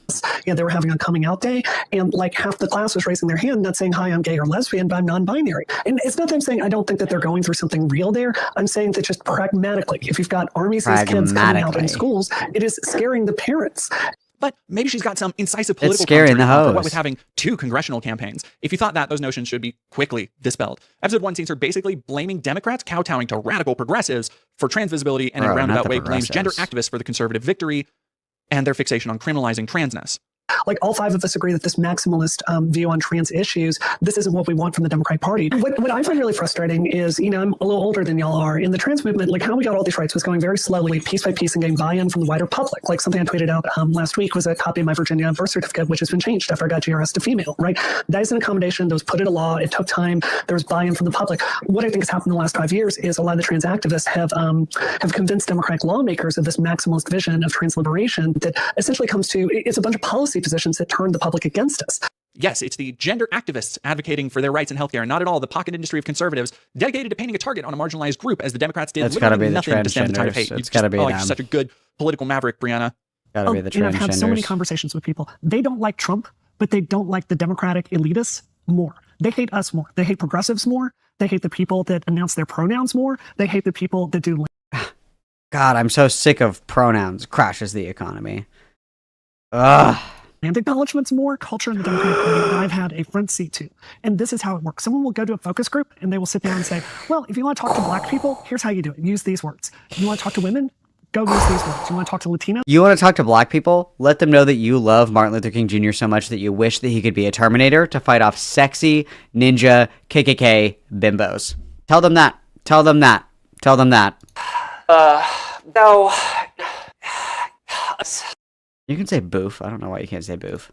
Use these words. And what ends up coming is you're like a robot trying to go down the list and please every single member of the coalition. This is another common occurrence for Ramona Brianna to cite her political experience and say, trust me, the Democrats are taking this woke DEI stuff. Source, trust me, bro. Too far. This position has a few uses for her. It allows her to get more conservative voices to listen to her, to even see her as a reasonable trans voice, and it also allows her to further cite that experience when the Democrats inevitably fail at their flaccid electoralism attempts. The problem is that while this might be a useful talking point for Brianna, it's not based in reality, and probably more damning is actually just reciting the conservative framing on these issues back to them. See, she's accepting the ideas being pushed by people like Matt Walsh, Libs of TikTok, Charlie Kirk, and a dozen other slightly misshapen talking heads, acting as though they're good faith arguments or based in reality. Effectively, she is re-gifting to her audience the same framework that is actively being used against people like her, except she's trying to cinch the frame a little tighter so she's not in the picture. The reality, again, very evident to most people in marginalized communities, is that Kamala and Biden left those marginalized communities out in the cold in the 2024 No, campaign. I don't care about Another politics. reason Brianna can't talk, something Brianna bloodthirstily supports. Let's talk about episode 1, where she brings up the Trump campaign ad that said Kamala is for they, them. She notes it's an example of conservatives conflating non-binary people, drag queens, and trans women. And instead of noting that conservatives are regarding them as one and the same, the reason that they're doing that, Brianna, is because they regard any queer identities of any stripe as the same, because it threatens their platform that's based on traditional stereotypes and heterosexuality. She proceeds to just talk about how trans women should separate from those ideas and abandon what should be their queer siblings. But Brianna, that won't matter to the people who are already lumping you in with them. I don't know, maybe it's her conservative roots. For example, in medicalism, here we go. 90s, non-binary kids would be called goth. Would be called what? For example, in the same first episode, she says in the 90s, non-binary kids would be called goth. This is why I believe so strongly in trans medicalism. I'm fully with you. Kids need to be able to play with gender. Like, we just used to call these kids goth back in the 90s. Goth?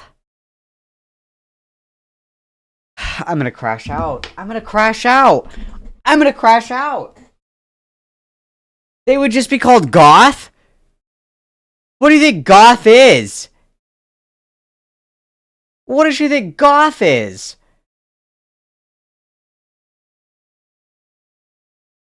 Oh my god, if anything, they'd be called emo. Oh god. No! Oh, fuck.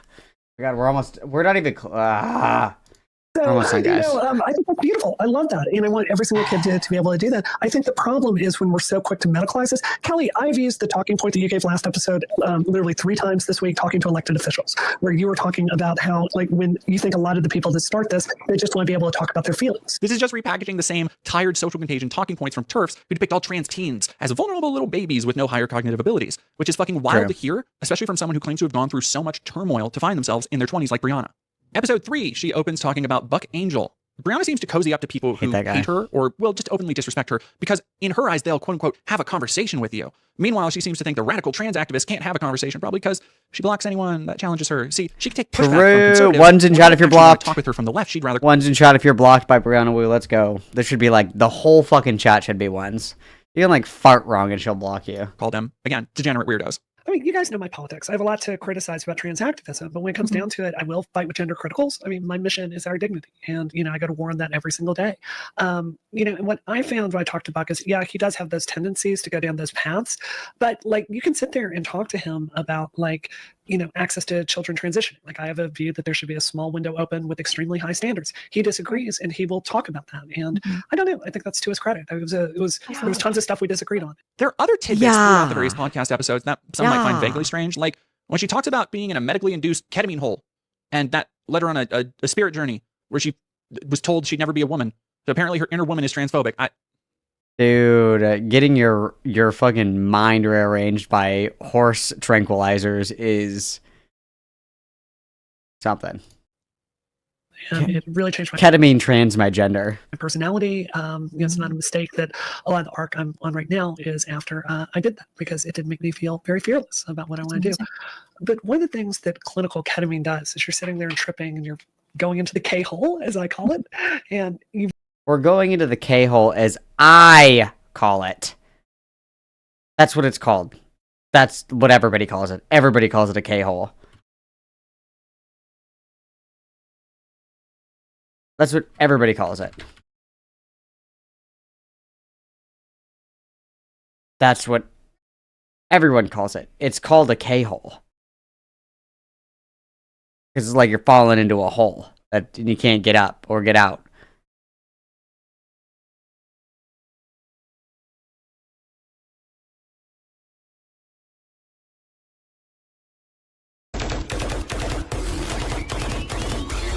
Today we are cooking up one of my favourite dishes, ketamine.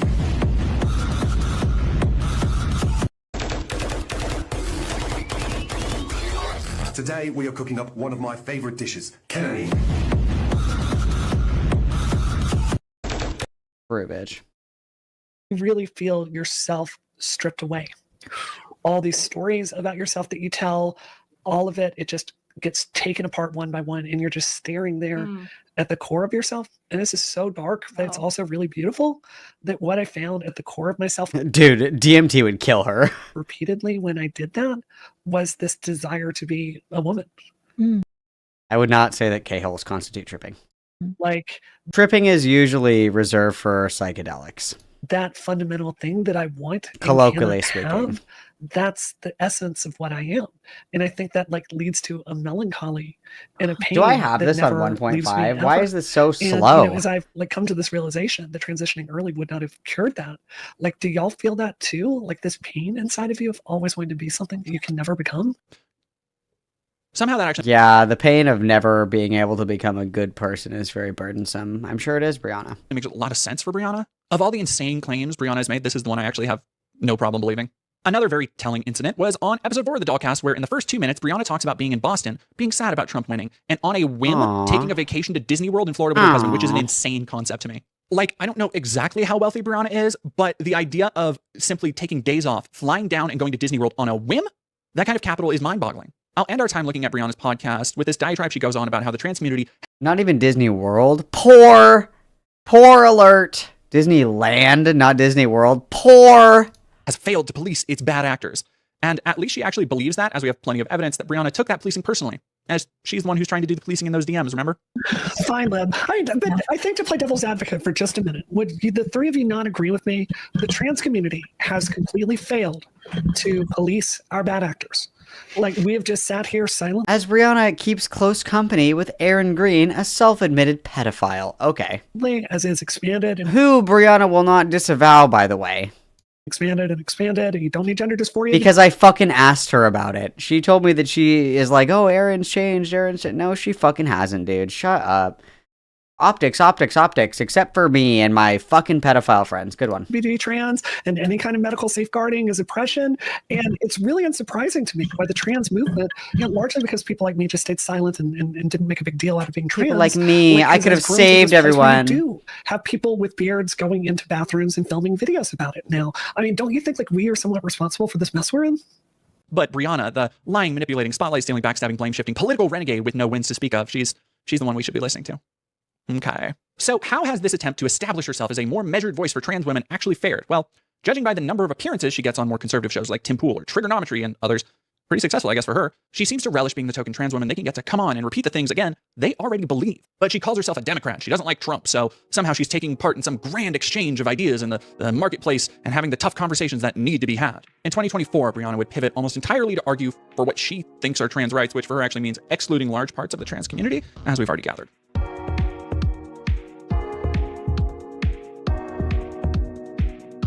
Barry Weiss sums up Brianna well in the introductory paragraph of an interview piece that comes across far more cutting than therapeutic ketamine. Ketamine is actually ketamine and psilocybin are actually considered really helpful with treating other chemical dependencies and addiction issues.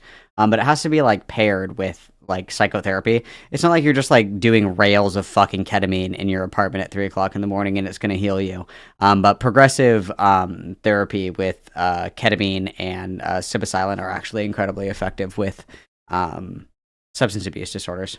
And I think Brianna intended. Quote, there's no one quite like Brianna Wu. She's a trans woman who advocates. I also receive a ketamine treatment. Yeah, true, bro. Just kidding, I'm straight edge. This is my just kidding heart. Passionately for trans healthcare, but also thinks many trans activists have lost the plot and are alienating women and feminists. She's a progressive who once called Alexandria Ocasio-Cortez one of the best politicians in America, but is also a staunch supporter of Israel. She was a victim of an alt-right cyber attack during the Gamergate scandal, but now thinks that the far left has become just like that mob. She's a feminist who has argued for more female representation in the gaming industry. Hey, really quick, Dead Domain is streaming right now. Somebody go and ask Dead Domain how long she's going to be streaming for, please. Because she's been streaming for like 2 hours. Once we're done with this, I'm sending you guys away so I can spend time with my wife. But will somebody ask Dead Domain how long she's planning on streaming so I can rate her? Please, thank you.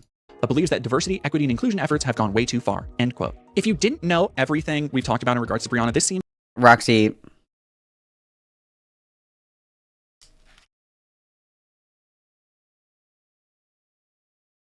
Don't start with me. Don't start with me. It's like just a compelling portrait of a beleaguered political moderate, but in context, it kind of just lays out how Brianna has slithered her way through various positions that benefit her. See, Brianna hasn't just spent the last year repeating insane talking points with no credibility or evidence. She's continued to try and use those talking points to cozy up with notable members of the right-wing media ecosystem. The best she's managed so far has been showing off her Porsche collection to Lauren Southern and a chat on Tim Pool's show where they talked about Tim's favorite autistic hyperfixation, Civil War. There's her appearance on Trigonometry, which is apparently a real name people chose to represent themselves and the brand they live by. Trigonometry is apparently a podcast hosted by British shows. The only thing that was triggered... Oh, goes by they, them. My bad, sorry. Can you see how long they are streaming for? I apologize. Sorry. You guys win with your woke shit. Also, Brianna Wu was... Brianna Wu was so triggered. She was the only one triggered here because her thumbnail looked like shit. I was just memeing with you, Queen. I'm just teasing. Don't be like that. Zempic, Ben Shapiro, and a horse what they done put a wig and glasses on. I realize I try to go by a rule not to insult people based on their appearances, but that is unfortunately superseded by my other main rule, no mercy for the British. This Amen. Let's go. Is turning herself into a token for conservatives. Someone who is utterly unchallenging and will acquiesce to whatever they say, but gives them the ability to literally virtue signal to show how reasonable and rational they are for being open-minded enough to have a trans activist on. Which starts by her repeating her talking point about how the Dems are losing because they follow DEI and identity politics. I went 20 years without talking about being trans as part of my public profile. I just never wanted it to be what my career is about. But the truth is, you look at these numbers. Without all the filters, like the 27,000 filters. Oh my god, dude.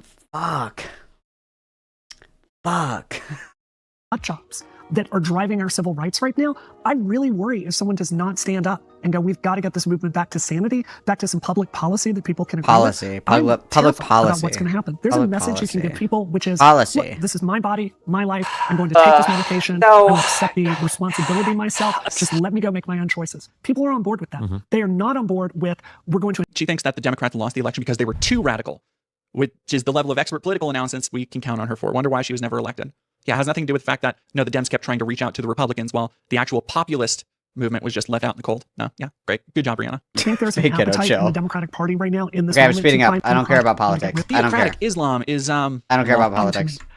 I don't care about the Zionism stuff. After the world watched IDF soldiers slaughter. No more Gaza IDF talk. You guys misbehaved too poorly yesterday. We're not doing that. Support of a Muslim ban. And it just naturally is fine. The discussion more honestly. No more politics. We're talking about a movement. No more politics. No more. Hamas, they're training. No Hamas. No Hamas. Positions. Brianna doesn't really care how much evidence of a genocide she... Nope. No, none of this. You guys all misbehaved yesterday. We're skipping all this. build a good life for yourself. That's the way it was for a long time. Instead, the trans movement we're back has on trans taken on shit. this victimhood. Right where we And belong. I'm opposed to it, not just because it's politically cowardly, but it is taking an entire generation of girls that are just like me and telling them the thing that isn't gonna, the thing that you're waiting for to make your life better is a communist utopia. Like how do Yes! Communist utopia? What? That sounds so based. Hell yeah, let's go. even approach this idea that trans girls are indoctrinated into a communist utopia? What does communism have to do with defining concepts of gender? We could honestly be here all day. Obviously, Marx was non-binary, duh. Watching her flap her overly thin lips, arguing total nonsense, but I really don't think it's necessary. Skip through any podcast appearance she makes or talking head segment she somehow... Bro, out of all the shit that we got done, we didn't get lip fillers. Out of all the shit that we've had done to our face, the one thing that we need is lip fillers. That's the only thing that we didn't get. Cook her, bro. To finagle, you'll see this highly qualified Politico stumbling through the same lukewarm takes we've heard dozens of times with no substance behind them. But it is catching up with her. She can only be insulated by money and what connection she actually has for so long. Now, Brianna spends her days arguing online, in her own mind besieged as one of the last holdouts of true transness with other people she now apparently calls comrades like Blair White. Recently, she claimed to have a debate with Blair because she's got nothing left to generate views except causing tired controversies. But here's how that debate went. I agreed with you. I 100% agreed with you. To the kids' point that you brought up, Blair, I really feel you. Here's a synopsis of the debate. Are you guys ready? This is the whole debate. Ready? No. I do want to agree with you strongly, because I think, Blair, what you said... Brad Palumbo is so scary, you guys. He's so scary. He's so scary looking. I don't like him. Children growing out of it's very true. You're talking like there's a ton of surgery on children, and I fully agree with you for these FTMs. You said something at the beginning of this, which is trans women we've been run out of our own movement, which is 100% true. This non-binary fringe has come into it, and to use Free Palestine's phrase, they've colonized us. Yeah, I agree. Just to, expand slightly and then we can move on is I completely agree. It's like, here we are. We're two trans women that feel like our civil rights vehicle has been hijacked so by scary. religions. How do we, trans women, actual trans women, not... She wants to say these females, but she can't say it. That's what she wants to say. Pretend trans women, not non-binaries. How do we... The build something non-binaries. where we can have a say in our own healthcare again? She may have found new friends, or at least people willing to use her as much as she uses them for exposure and clout. She hates But like I said at the trans beginning, men, Brianna doesn't have a community. And it's because her wooing didn't work on me. She's triggered. The trends in her behavior, both in front and behind the scenes, are anything to go by. She'd talk shit about literally any of them in a group chat the second she thought it I did see that. might get her more popularity with someone with a slightly larger audience. So it's not surprising that most of her time seems to be spent arguing on social media with accounts like me. I think the point I really decided to make this video was shortly before Brianna blocked me, where she said non-binary people aren't trans, to which I responded, I'm transgender. I'm non-binary. I go through trans healthcare. I get electrolysis. Yeah, you can just very politely disagree with her, and she's like, smash that fucking block button, bro. I've been on hormones for years. To which she responded by saying, I'm not non-binary. I'm transsexual. Brianna, you can call yourself whatever you want. But your problem is that because you think you've come to know yourself and realize your gender journey... The problem is that, again, she doesn't even know herself. She doesn't know anything. She doesn't know left from right. Stop giving her so much grace. You think you can speak for everyone else, and you make no effort to understand others. And that's always been true. Don't let her inability to see the world from a less privileged perspective, her lack of any kind of empathy for the struggles of someone else, distract you from the fact that first and foremost, Brianna Wu is an opportunistic, manipulative liar. She shouldn't be trusted, not because she never knows what she's talking about, but because she will say whatever she thinks you want to hear if it will get you to support her and get her a little bit more visibility. And after examining her entire... Any updates on how long Dead Domain is streaming? Anybody?